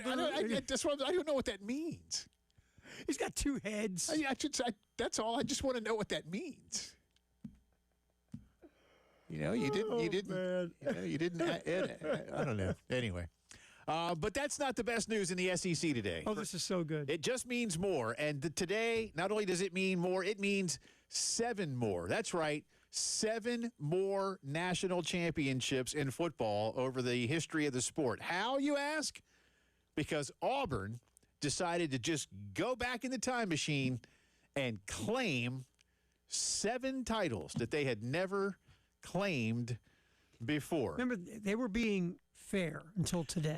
Humble. Humble. That's Humble. what it was. Humble. Yes. Until today. Auburn had only claimed the 2 that were, the ones they earned. The ones they really have, right. 1957, Auburn was voted the number 1 team of the country at the end of the year by the Associated Press. That's a national championship back in the day. And in 2010, of course, Cam led them to a 14-0 season. Mm-hmm. That's it. Now they have decided, based on stuff, that they are also the national champions of 1910, 1913, 1914, 1958, 1983, 1993, and 2004. Well, they've just now again, they just decided, hey, they're apparently, it says here, teams are noted in the NCAA record book as having been named national champion by an NCAA recognized selector. I don't know how wide an arc that was back in the day. To be fair, they were totally jobbed in 1910. Right. But, seriously, the 2004, I got to go back, 83, that was, who won the 83 national title? Was that Miami again? I believe yes. Yeah. Was it? Okay. Oh, give me a minute. Give me a minute. Go ahead. Oklahoma, Was that maybe? Nebraska? No, not Nebraska. Not Nebraska. Miami? I think it was Miami. I think you're 1983. Because I know they won. I thought they won 84. All right, Clemson, or let's see. Clemson was 82. 81. Penn State was 82. Hold on. But anyway, and Auburn, like Auburn had a good year, but 93. Yeah, Miami. Miami, okay. And in 93, that was FSU, right? Yes. That was Charlie Ward and FSU. Yes, Charlie Ward and those guys. All right, so I don't know what Auburn's claiming there because that was not a split vote. Like 90 and 91 had split votes, right? Colorado, Georgia Tech, Washington, and who was the other one? I forget now. Georgia Tech, Washington, not BYU. No, not BYU. That was 84. It was 84 BYU. I can't remember, but regardless, Auburn wasn't one of them, and there was no split vote for Florida State. But was it Southern Cal? Not 93. Because Southern Cal won one in a split at some point. No, Southern Cal didn't win the BCS, but got voted number 1 at the end of the year. I think that was 03. Yeah, I think you're right. Let me see, 93. And then, look, 2004, Auburn was undefeated, but they didn't play for the BCS title. And here's my gripe, y'all. And so I want to blend the fun with the serious here. Auburn, again, 2004, by then we had the BCS. Mm-hmm. Auburn won a BCS championship with Cam, and they lost one a couple of years later. When you try and claim something in that era, how much does it devalue what you did 6 years later? Now, maybe you say it doesn't at all, but you're delegitimizing, in my opinion, if that's a word, and if it's not, I just made it up, your own title by saying, well, there were other people who said we might have been that good. Mm-hmm. And that was a good team. And I've said many times, I mentioned to you earlier today, Terry, 2 things worked against Auburn in terms of them not being 1 or 2 in the 2004 BCS championship game. One, they started the year, and remember, the polls mattered into the BCS ranking. There was a formula used where the polls mattered. Right. And Auburn started the season like around 15, 18, somewhere in there, and then had to creep their way up all year long. 2, they played the Citadel that year, and that was a bit of a ding on their strength of schedule. And those 2 things factored into the final formula, and that made Auburn 3rd. But you know what? That was the system in place. Mm-hmm. And you didn't get to be number 1 or 2. Should you have been? That we can sit here and that's one of those, when your buddies at the bar or the tailgate, man, that Auburn team in 04, that they'd have been in there, they'd have won. That's a fact. Well, right. They didn't get in. Exactly. But now Auburn claims it. So this is kind of silly to me. And if you want to know the national reaction to this, is primarily ridicule. Which it should be. But what Auburn's going to do now, so next time you visit Jordan-Hare, whenever that may be, if you're a Gamecock fan or any other fan listening, next time you visit Jordan-Hare, I don't know if they'll have them up. I assume they'll have these up as soon as they can. Sure. Yeah, you got to get your mind off today. Yeah, but now they will have banners or, some signage Sure they will. that will say 9 national championships. Yes. And I'm thinking it took you till August 19th, 2025 to claim some of these that are NCAA recognized. Well, because before you mattered sometimes, and now you just don't matter. It's really It's pathetic. it really kind of is. It's sad. Man. Yeah, you kind of look at him and go like, "Oh, Yeah, it's one of those where people, why would you get mad at me? I go like this, I go, man.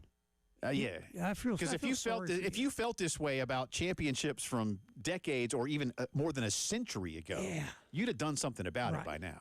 You're just sitting around now going, this is the only chance we got to get a national championship in the next God knows how many years. Feels like Let's just do it. That feels like what it is. Yeah. So we'll see. All right, that's our drive around the SEC, brought to you by Herndon Chevy. Our final results on the poll and our cookie start bench drop. It's the postgame show.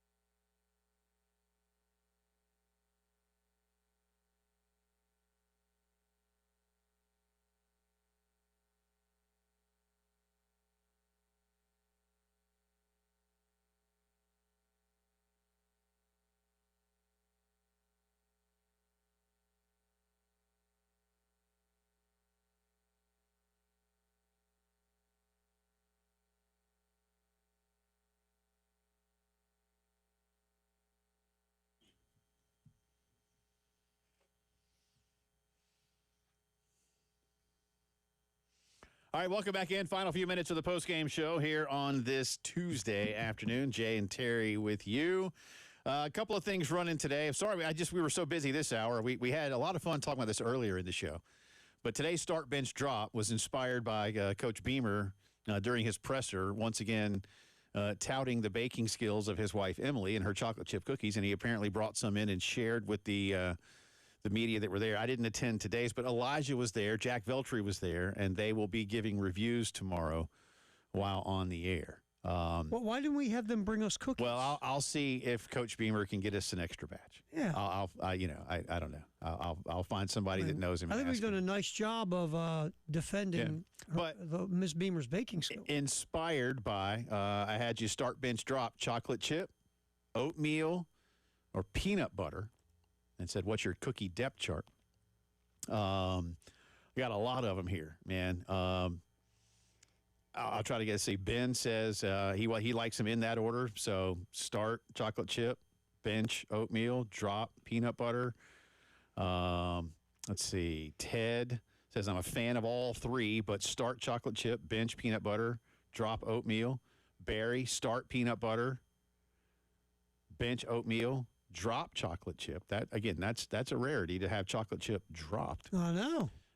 Robert, start chocolate chip, bench peanut butter.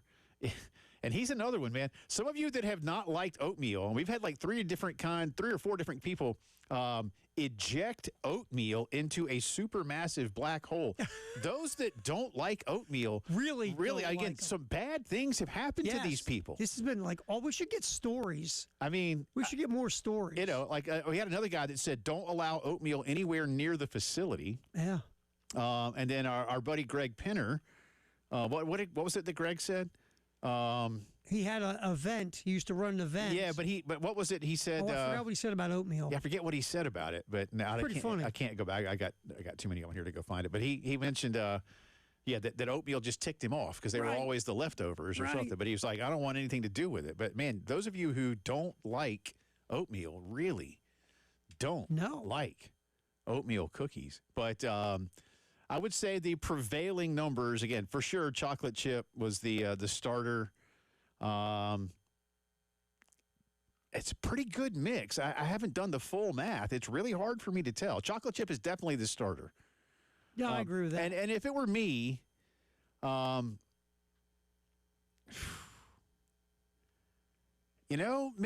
I mean, I do love chocolate chip cookies. So I'd start the chocolate chip. I'm going to bench the oatmeal raisin. If you put raisin, I like oatmeal raisin. Yeah. Just oatmeal, I would drop. I like oatmeal raisin. I would bench, and I would drop the peanut butter, if I could have oatmeal raisin. Yeah. I'm gonna. You know what? I mean, you kind of have to, right? Like, you start chocolate chip. Mm-hmm. I'll bench peanut butter, and I'll drop oatmeal. But I love an oatmeal cookie. And that's why this was maybe harder for me. But again, for those of you who don't, my God, I had no idea. A couple of these really quick. Hey, guys, ultimate cookie ever made is with flour and oatmeal with chocolate chip and peanut butter. Start chocolate chip, bench peanut butter, cut oatmeal. If it's got raisins, use it for ski shooting. I guess I got a couple good ones here. Chocolate chip starting all three. I hope oatmeal and peanut butter don't show up at all. Oh, no. Third one, start chocolate chip, bench peanut butter, and drop oatmeal, the vomit cookie by Larry. Again, I don't know what oatmeal cookie has done to a percentage of humanity. People are just, when they don't like them, they hate them. Wow. All right, quickly, my friend, ready? Yes. Jay versus the Internet. The Colorado Rockies have won 4 in a row. Will they make it 5 tonight at home against the LA Dodgers? No.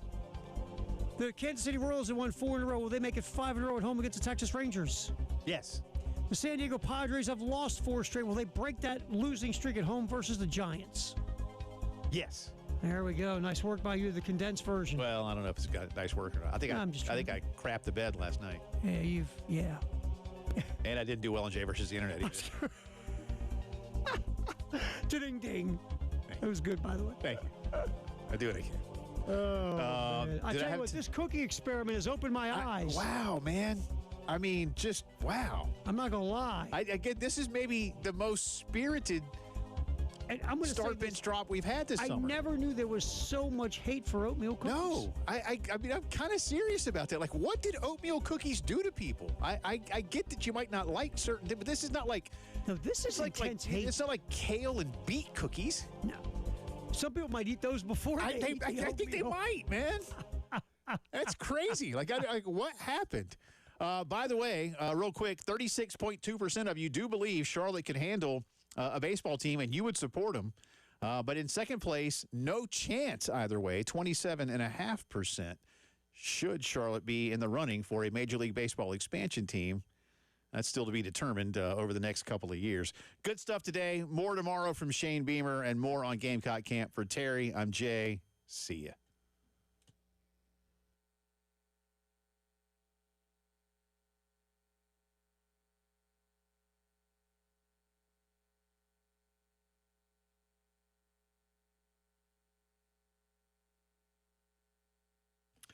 And one final note from Dr. Dan Balknight and his team at the Men's Clinic. They want to help you out, guys, when you're not feeling the way you used to, the way you want to. What's been happening? Is it in the bedroom? Is it in the boardroom? Is it in the weight room? Is it when you're doing yard work? Is it just when you're at the office and just can't seem to line up your thoughts accordingly, or whatever it might be in life when you're feeling off? You are not alone, and it is not unique. This is part, unfortunately,